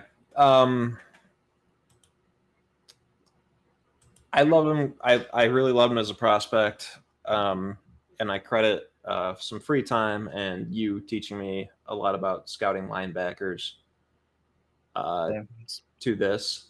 But then he went and dropped 85.7 overall grade as a rookie. I'm going to go with Edgerrin Cooper just to make sure that I don't lose on a linebacker I really do want in this exercise. That's fair, which means that I'm going to go ahead because I need to start taking some 2025 people. And I'm going to go ahead and take G.I. Campbell from this class. I'm going to go ahead and take G.I. Campbell from this class. Jack Campbell? Jihad? Oh, geez. Okay. G.I. Campbell from this class, Alabama linebacker. Because I need 2025 people, I would say the inside linebacker draft classes have been actually a huge trade since like 2018. Edgerrin Cooper is a very good pick. I thought for some, because I know how much you love Dorian Williams, I'm like, you're really taking him? That's what I thought, because you said somebody you love. I mean, all the preamble would also apply to Dorian Williams, but I don't know. I don't know. I thought picking him first, I was a little thrown off that. I could see you taking him within this exercise. So I'm gonna go G.I. Campbell because he hasn't played yet, but I have very high hopes for him coming in and being NFL ready as a linebacker. Yeah, I like him. I liked him a lot more than the 32nd pick. The Eagles taking him is a clue that he's awesome. And also, yeah, I don't know. The only thing is some nebulous injury thing that often turns out to be much truer than you realize, because you don't really care about that when you draft. And then when it happens, you're like, oh, well, they tried to tell us. Yep. But I was waiting for you to take the first linebacker because those two would probably be my top two. Yeah. And then I was just going to take the second one. And I am definitely going based, like, you get the better one of the two. I forgot that you liked him so much, and now that I think back to it. But I was okay with getting the second one, even though it's more of a projection there. Yeah. All right, I'm going to close out 2024 right now and take Joe Alt. All right, there we go. I'm wearing a Notre Dame shirt. And that is my entire analysis. I would have to.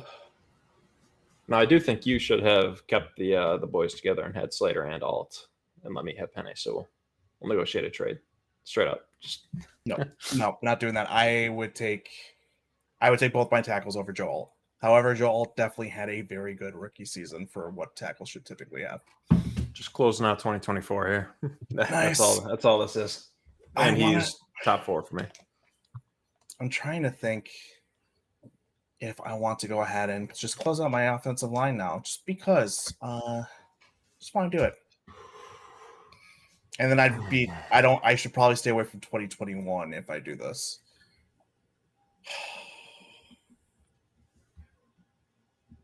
Why can I not? Yeah, let's go ahead and take my boy Landon Dickerson at guard.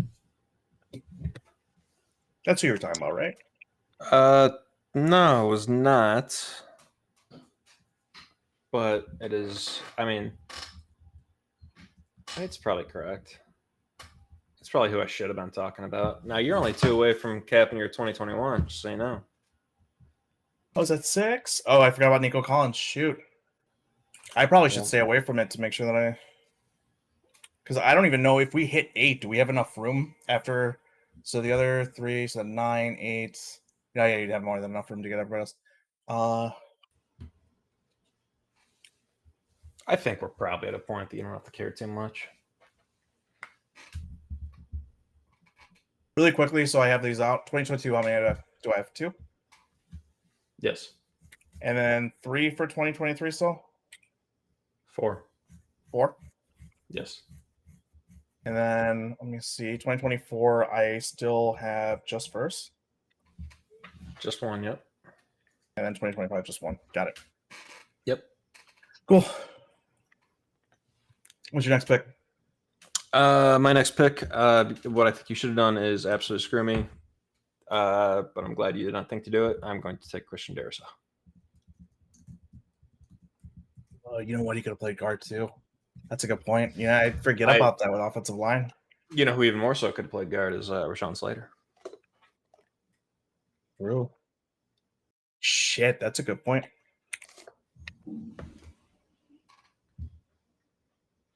Little game theory there. I also think it's 2021, right? I don't know. I don't know the PFF grades in front of me. I think Darrisaw is certainly his availability is an asset. But also, wasn't he out last year? Like most of last year, he just got injured. Darrisaw? Yeah. I don't know. I'm talking out of my ass. I don't know. I don't think so. Or yeah, he did get hurt. Yeah, he did get hurt. Both of their tackles got hurt. But yeah, I mean, fair. I think at full strength he's a better pass blocker. I just do. And I just think he has a classic tackle build, and that appeals to me when it's close. The drop off as pass blocker, I don't think. I think they're basically very similar. I just think Rashawn Slater. Maybe people are sleeping on him. Darrisaw's damn good though. He's going to be all 4 of our tackles. I think are going to be tackles people are talking about for a very long time in the league tier. We got I mean there were 4 tackles. After this, you would have had I got Luke Godke and Paris Johnson are the 2 that you had to go down to. Darnell Wright, Bernard Ryman. At that point you're going another big teardrop though. Yeah, I think we're at the teardrop and then another teardrop, and then at that point it gets bad. And I always want to add the caveat when I say the elites, these 4, and then Wirfs, who's only a few years back, is.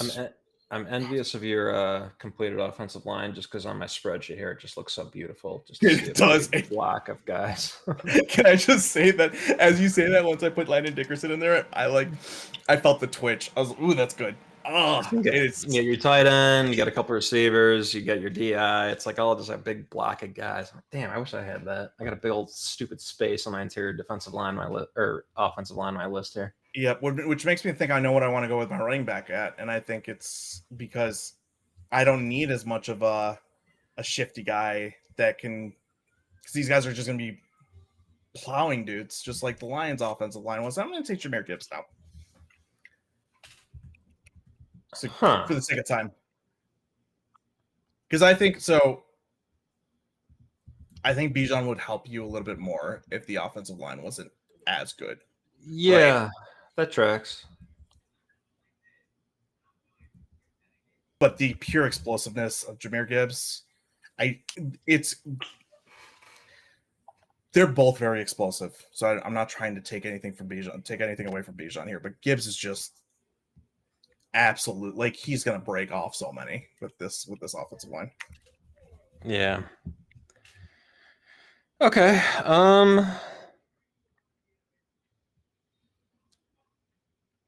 Now at this point, I'm really just trying to make sure I don't go over my allotment on 2021. But I do think this man stands out amongst the rest.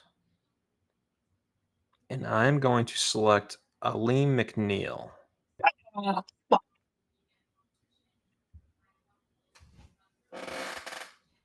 Just I don't really know who to compare him to. He does stand out. He's just the most solid ass. Yep.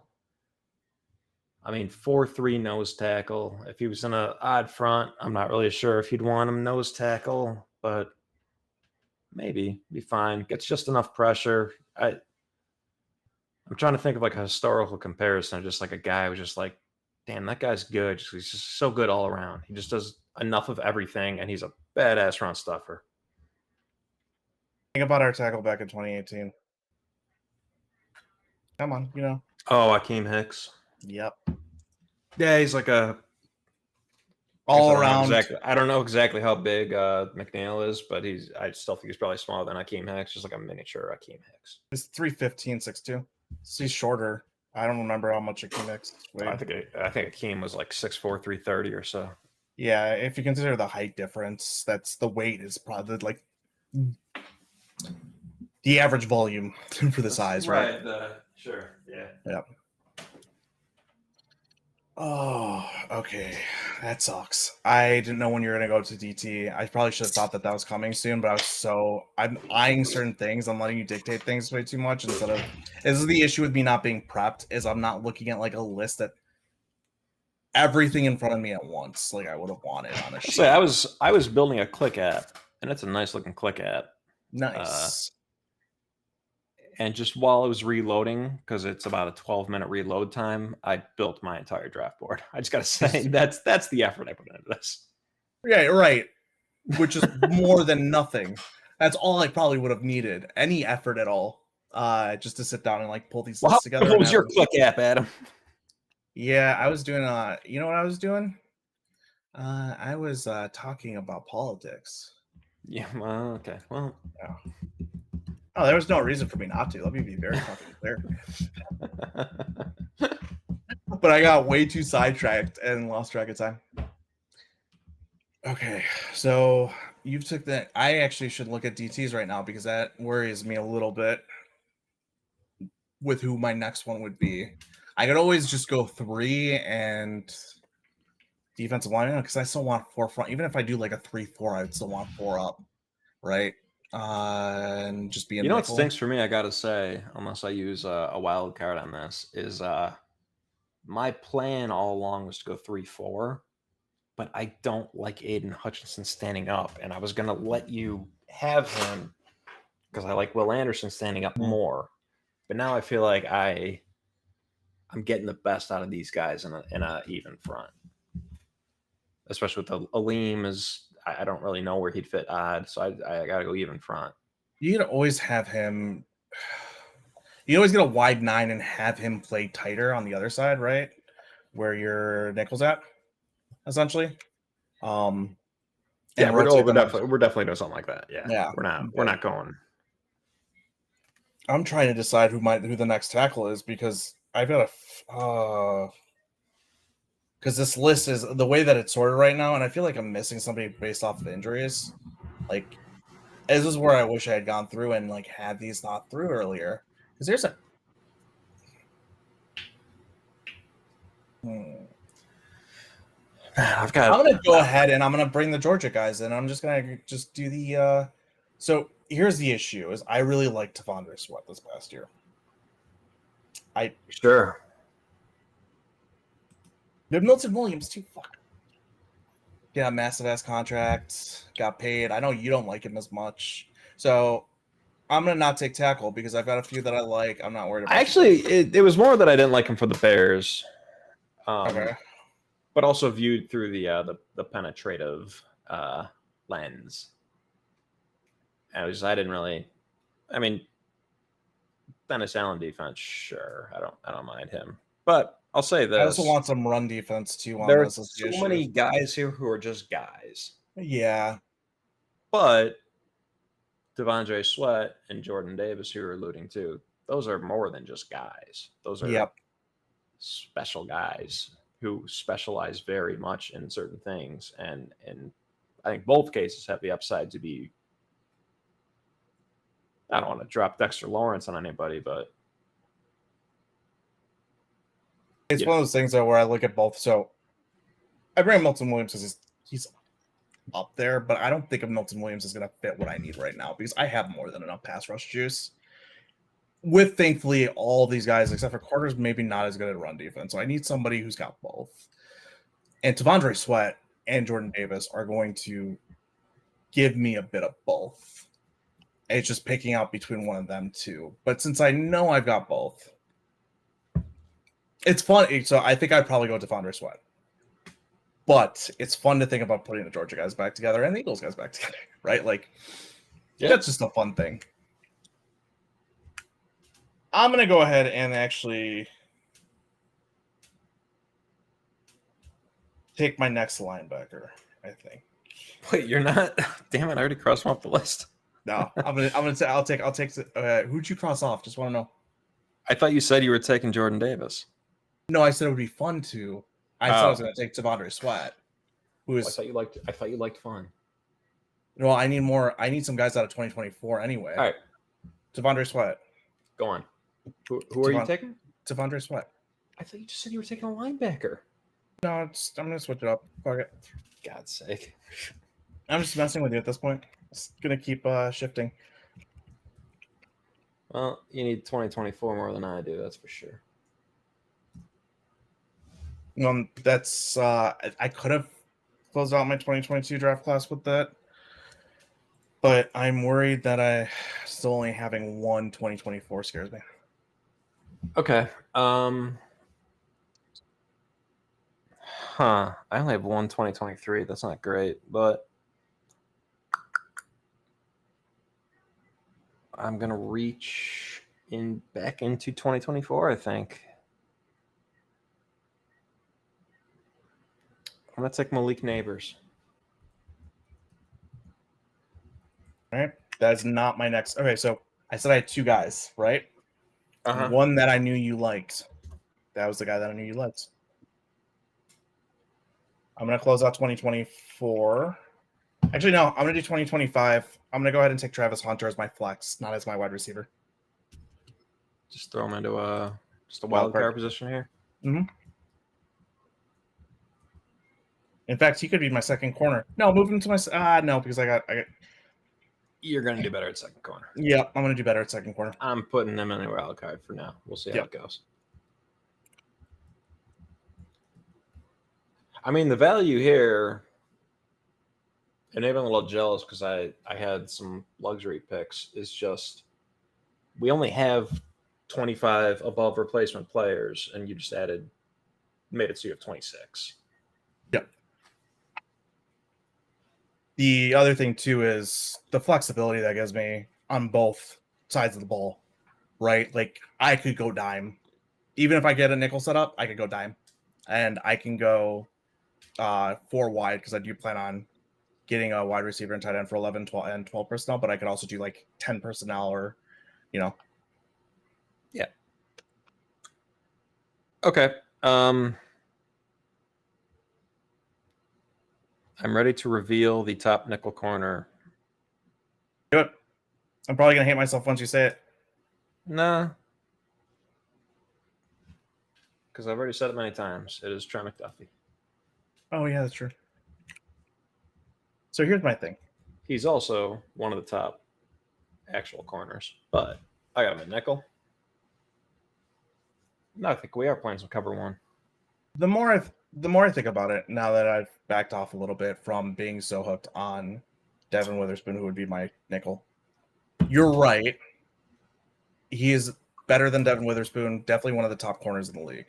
But I also think that Devin Witherspoon, the drop off there, like, I think with what I can get on outside corner and still have Devin Witherspoon as my nickel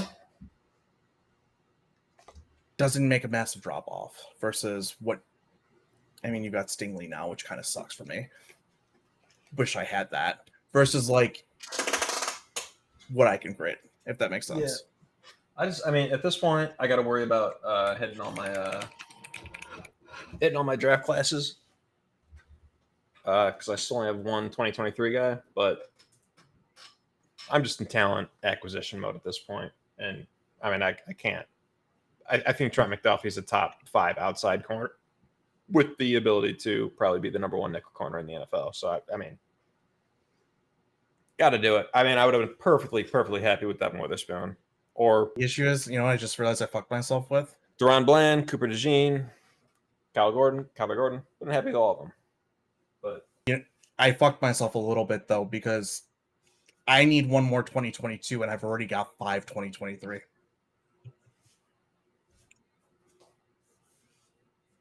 So Devin Witherspoon, because Devin Witherspoon was a 2023 draft pick, and Trent McDuffie was 2022, was he not?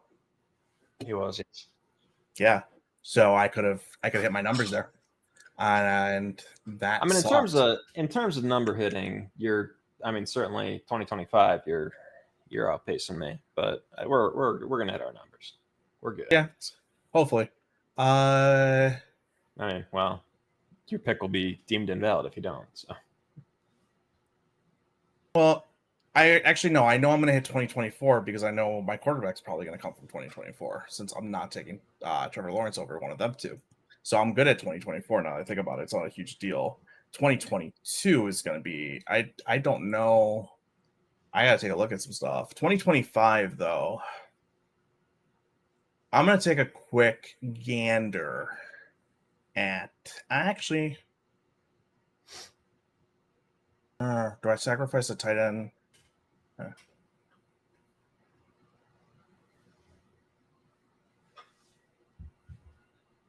have a question for you. Nah, the tight ends aren't that good in comparison to it. Oh boy, I'm trying to think of who else I would want from 2025 because we need one more, right? I need one more. How many do you have any 2025? I have Asher Genti. Right.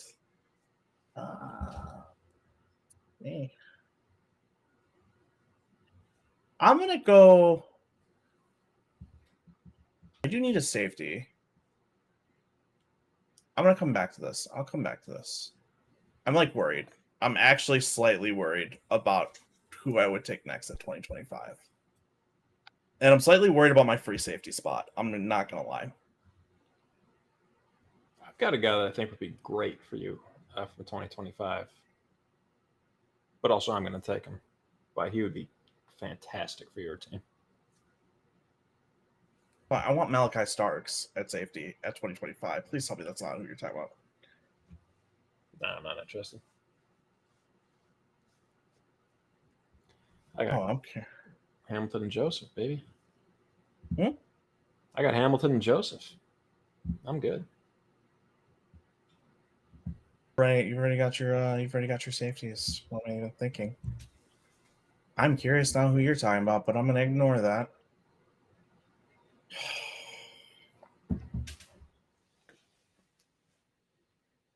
Sorry, I'm taking a quick second to decide who I want to take. Actually, I'm going to go with the linebacker. I'm going to continue my 2025 linebacker love and take Carson Schlesinger. Huh, that is a curveball for me. How so? Just literally not on my board. So I'll say this. It's a good move. It's a good use of resources. If I had to criticize something, it would be that a defense could probably fall way the hell apart by having the only 2 linebackers on it have absolutely no NFL experience. That's true. Technically, I can draft one more linebacker. So Technically, you could draft 3 more, but yeah. And I may or may not have been planning on doing that at the end. So we'll see. All right. I'm going to take as my that offensive line is going to be a weakness for me. It just straight up is. But my left guard is going to be Will Campbell. A little shocked you went with. I mean, you can still take the other guard, but the one short arm tackle to guard, the other short arm tackle to guard first. Membo's arms are not that short. No, first of all. I meant the draft class before. Oh, well, I need 2025. Oh, I gotcha. Fair. Right, and I don't know, maybe he'll. Campbell is who I thought for you because just an elite. Let's say for a second I might be wrong about whether or not he's a left tackle. You've got a guy to cover all 5 positions as a swing guard, and I thought that would be good for you. A good 2025 for you. Gotcha. I wasn't even thinking that. You're right though that as a backup, that's a fantastic swing anywhere versatility.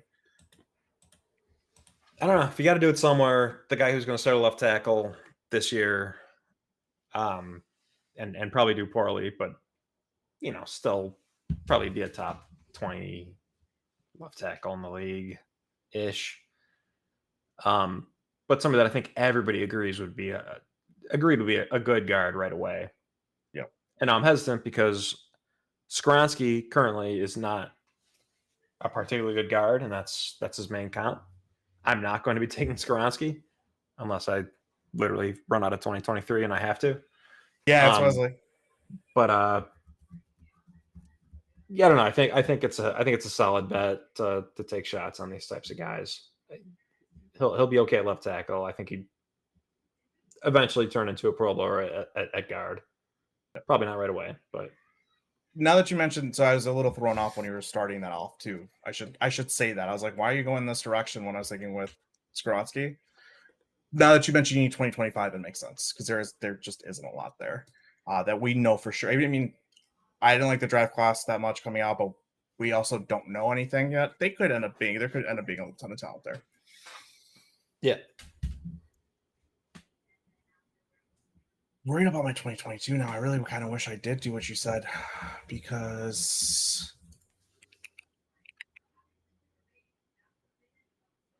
what do you mean do what I said with Jordan Davis? No, Trent McDuffie. Oh. Because now that I think about it. Yeah, you're crazy for not taking Trent McDuffie. But I'll say this. No, I won't say this. Never mind.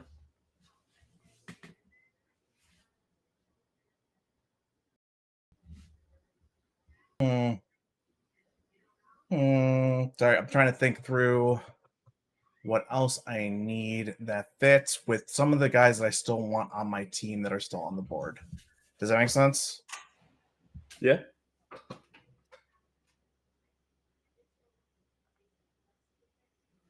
But give me 1 second. I'm just quickly scanning through all the guys from 2022 to see if I'm forgetting someone. Can I tell you something right now?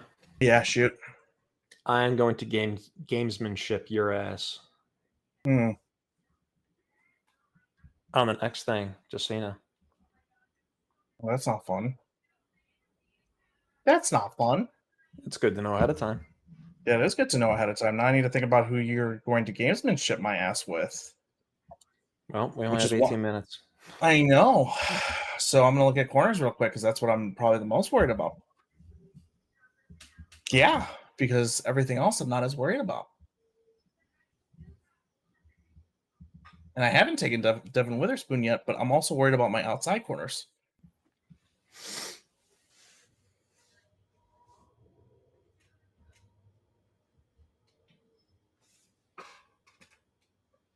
No, I shouldn't be. You know what? Because I'm going to go ahead and worry that you're going to gamesmanship my ass with the one position that I definitely need. unless you decide to go quarterback, in which case I'll just end up going with what's it called? I'm going to go ahead and take Devin Witherspoon now before you, Rooney, in case that's what you're going to do. U of I guy. Yep. He and Kirby would have relished a chance to play in the same secondary. All right, well, I'm glad you've already expressed that you have, I guess, no ill will here and a contingency, because I am absolutely going to be taking Jaden Daniels, just in case I'm wrong about who the better quarterback is. Fair. And also, your strength is that you're going to be able to run all over my ass. I'm certainly not letting you have another component. Yeah, that's a good point. Fuck, that's good. I warned you. I felt bad. I don't I was know going to do it in the why. last pick. I was like, I mean, at a because in certain my head, I'm point, like, I I'm gotta just do going it. to take Drake May. I'm just going to take Drake May, but I didn't even think about my running. I'm saddened. I still like my roster quite a bit, but you're kicking my ass in the gamesmanship side of things, which is why I'm shocked that I like my roster so much still. Does that make sense? Your O-line does give me pause when I show this to my sister. Well, I still worry she's going to like yours more. considering I'm going to get the better wide receiver from that same draft class at wide receiver 3, and Jamar Chase is a stud, but I still like Puka and Nico Collins more than I like Amon-Ra St. Brown. I think my offense is, and I like Jahmyr Gibbs. Gentry's phenomenal, but we haven't seen in the NFL. So let me go ahead and finish up getting the rest of my offense going and draft Brian Thomas Jr. Let's get that out of the way. So that was supposed to shock me, huh? No, I think with the guys that are left on the board, potentially. But that was the guy. That was the guy? Yep. So I said Marvin Harrison was the only one that would shock me. And so we have come to an agreement that I think you were slightly resistant to the last time we talked about this, that Brian Thomas Jr. in a redraft is going ahead of Marvin Harrison Jr. Brian Thomas Jr. might be the first or second. It's up to him and Malik Neighbors. I think Neighbors started off way hotter and has shown that he's probably elite already. He's going to be an elite guy eventually in the league. I think Brian Thomas Jr.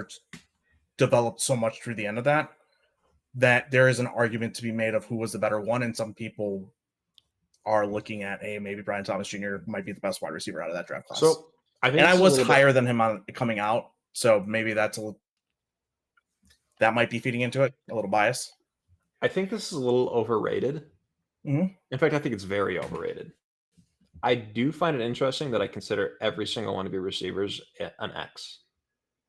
I think Puka can play in the slot, and I think all of them. I think Brian Thomas Jr. can also play all over. Brian Thomas Jr. is more. Go on. I was say. Meanwhile, I do not have. I think Ja'Marr Chase could do it. Ja'Marr Chase could do it, but I do not have an X. And I took Malik Neighbors, who would have fit more into the conventional role than you, and Brian Thomas would have fit more in the conventional role for me. That's right. But I just like Malik Neighbors more. I love him. You loved him coming out like crazy. On top of it, he was an absolute stud, so you should continue to love him. I ended up growing some balls and putting ahead of Marvin Harrison Jr., and I'm glad I did. So I believe it's your pick. So you are only lacking 2022. I'm still trying to decide who the fuck I'm going to take it. So I'm going to take a 2023 guy here for sure. I just got to make sure I don't run out of guys here. It's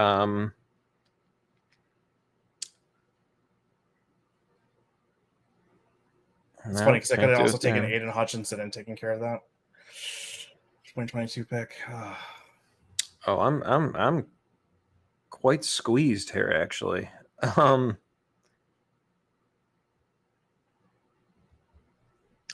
going to take Jack Campbell. And I've got a lot of Lions defense synergy going here. I've got Hutchinson, McNeil, Kirby Joseph, and Jack Campbell now. And they are missing their buddies, Brian Branch, and I think you have another one of those guys. Jack Campbell, I liked him coming out, has proven to be an absolute stud. I did understand that pick, considering they had Malcolm Rodriguez before that, who was looking really good. But I mean, he's probably been an upgrade. I think. I think at a certain point, you could say that teams are just elite at talent evaluation, and the Rams are definitely absolutely elite at talent evaluation. And Brad Holmes came from the Rams, and the Lions are elite at it, and it makes up for. So the Rams have good process, the Lions have awful process. Yeah. It's one of the worst processes in the NFL draft, and it just doesn't matter because they're just so good at identifying who the good players are. I wouldn't go that far, but I would say that the difference in process is stark. Like, I want to go ahead and say that they have one of the worst. Well, they do trade up a bit, but sometimes they have pretty. Every team in the NFL is trades. Basically working in the same, towards the same thing. But like, they get fixated on a player and they take that player. Just period. There's not really any more to it. Yeah. Whereas I would agree with you that the Rams definitely take more shots. I will say this. I typically would say that every team evaluates about the same, and it just washes out in the end, except you are absolutely right. That those might be the only two organizations. Yeah, those are the only two organizations that I would say might actually have an edge on talent evaluation. Okay. They might be. I'm going to say this. We are absolutely going to run out of time if we don't go speed round. I mean, we're almost done, though. So. We have 18 minutes if we're being charitable. Okay, well, I need a 2022, and I'm going to go ahead and risk that on my safety because I like Jalen Petrie. Now, you have got some nickel-ass versatile safeties. Yep, that's the one thing that I don't like. And he's 2022? Mm-hmm. Well, I don't know. It's not the worst thing in the world. You're sure he's 2022? Yeah, he came out in the same year as I'm looking at right now, 2022. He came out as the same year as he went before Kyle Gordon. Wait a minute, did I screw something up? Sorry, I know I was just complaining. But he's the same year as Lewis Cine as well. I feel like I'm missing a safety that is probably really damn good that would have fit really damn well. And I don't know. I feel like it's who's the Falcon safety? Is he within these draft classes? Can't imagine it's who. No, it's nobody you're thinking of. I've got I'll tell you the guys that I had. Javon Holland, Talanoa Hufanga, and Trayvon Mayrig were the three guys that I had on my list before Petrie. Oh, I like all those guys. I don't know if the gap's that big. Not enough to not make it so you can't close out 2022. So you are absolutely closed out on everything. You're still in danger of hitting a cap with 21 and 23 because you have 6 each, but you're good there. Mm-hmm. I meanwhile have to make sure I get a little of everything. Excuse me. Shit, this sucks. It sucks that I can't do exactly what I want because I have to make sure that I get at least one each that don't kill my team. But I've got 5 total spots to work with, so let's worry about that later. I'm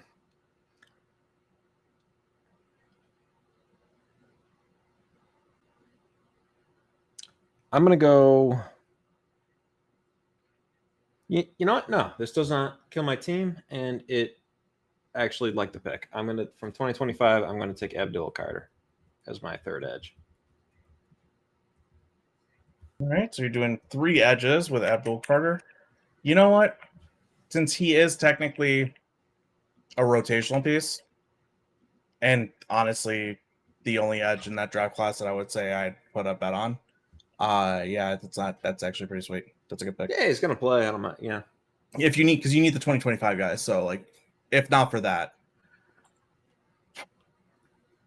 I'm good on I'm good everywhere essentially, except and I just need to fill in my roster.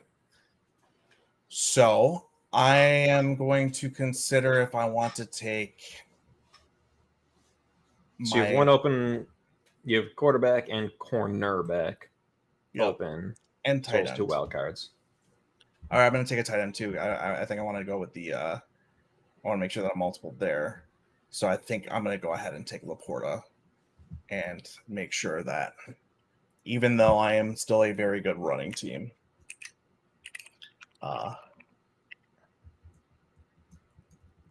even though I'm a very good running team, I have the pass catchers to absolutely dominate. Okay. I had long ago decided that I'm just going to skip. I don't care. That's fine. No, I mean, it's a good pick for you. But I don't know. I have enough pass catchers. Yeah, I'm not going to be able to run as well as you, but I don't have an offensive line that stands up to yours anyway. So, oh well. I'm going to take Trey Smith as my right guard. That's who I was alluding to when you took Lennon Dickerson. I think you're probably right, but I think I'm right. Yeah, I don't know. Yeah, I like both my guards over what you got going on there. I see why you alluded to him. You might have just missed Landon Dickerson was way down on the. I didn't miss anybody. Oh, they're all on my little notes app here. But I don't know. Honestly, just that he's famous and that we thought the Bears might get him, and probably skewed a little bit for me because I didn't look at the PFF stuff. And he's elite as a run blocker. The Chiefs decided they wanted more than Joe Thuney, so appeal to authority there, I guess. Sure. So I only have one 2023 pick I can take, and I want to make sure that I get Christian Gonzalez before I screw my cornerback setup. I'm going to be able to go just like straight man, but against your guys, it's kind of scary. So that's your 2023? Yep. Your cap there? I can't believe that's the first one to get capped. I can't believe we capped one, and it's 2023 and not 2021. Looks like we're both a little conscious about not capping 2021. Which... Yeah. Okay. 2023, this is going to be Kobe Turner. Good pick. He was. It's got to hurt you a little bit because you love him so much. I loved him so much. He, if I didn't feel like I mentioned, Jesus Christ, Devondre Sweat and Jordan Davis. I was blinking on Jordan Davis' last name. I mentioned Devondre Sweat and Jordan Davis. I was looking at Kobe Turner, but as like the next guy on there, and I would consider him before Jordan Davis if I didn't feel like I had all that pass rush juice and wanted somebody big. You know what I mean? Right. Yeah, I mean, I definitely probably could have done better with a run stuffer in the middle, but I don't know. Nobody ever not gonna turn down a really good guy in the. It's fair. Another good interior pass rusher. So I think I'm gonna go ahead and take my Drake May pick, and then decide what my last pick is going to be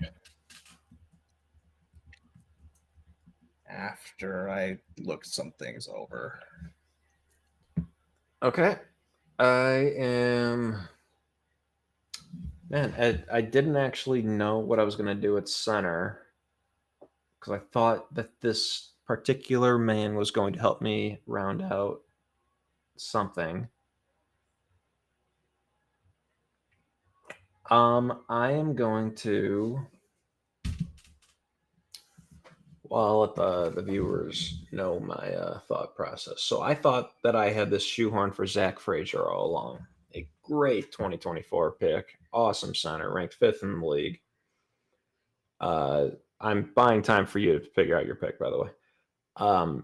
But now I'm looking, and I think Tyler Linderbaum is better and more consistent. Not quite as good of a pass blocker, but who's really trying to pass block at center? At center.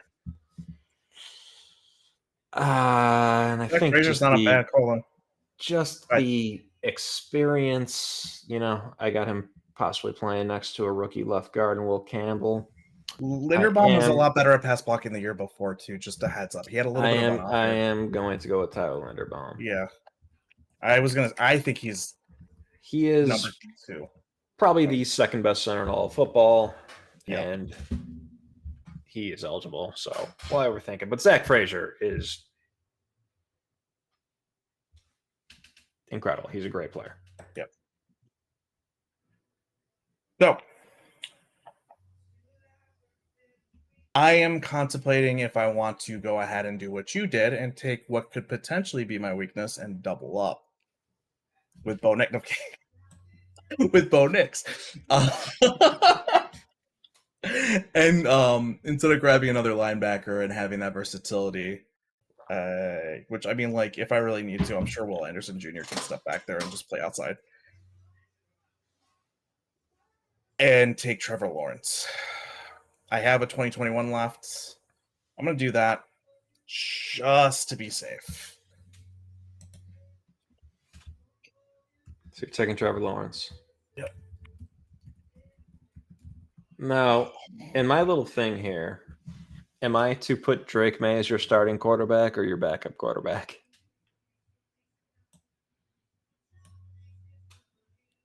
How are we entering spring here? Let's have should be by how I drafted him, but let's have Trev start. I think so. Insert cut cells. Insert cut cells. Okay. So last pick, I'm between. I think it'd be a good idea to grab another linebacker, another defensive tackle, or I can be fun and take Bijan Robinson. But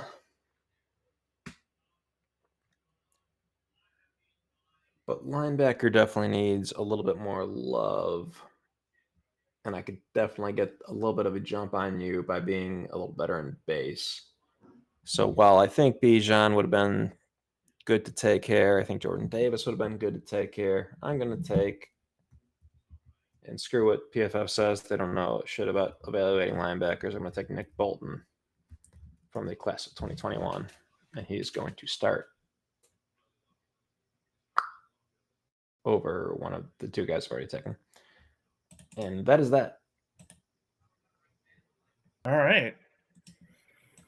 Now, let's think about this. I'm going to really quickly just say I beat you 9 out of 10 times. Easily. Just absolutely dominate you. Run all over you. Throw all over you.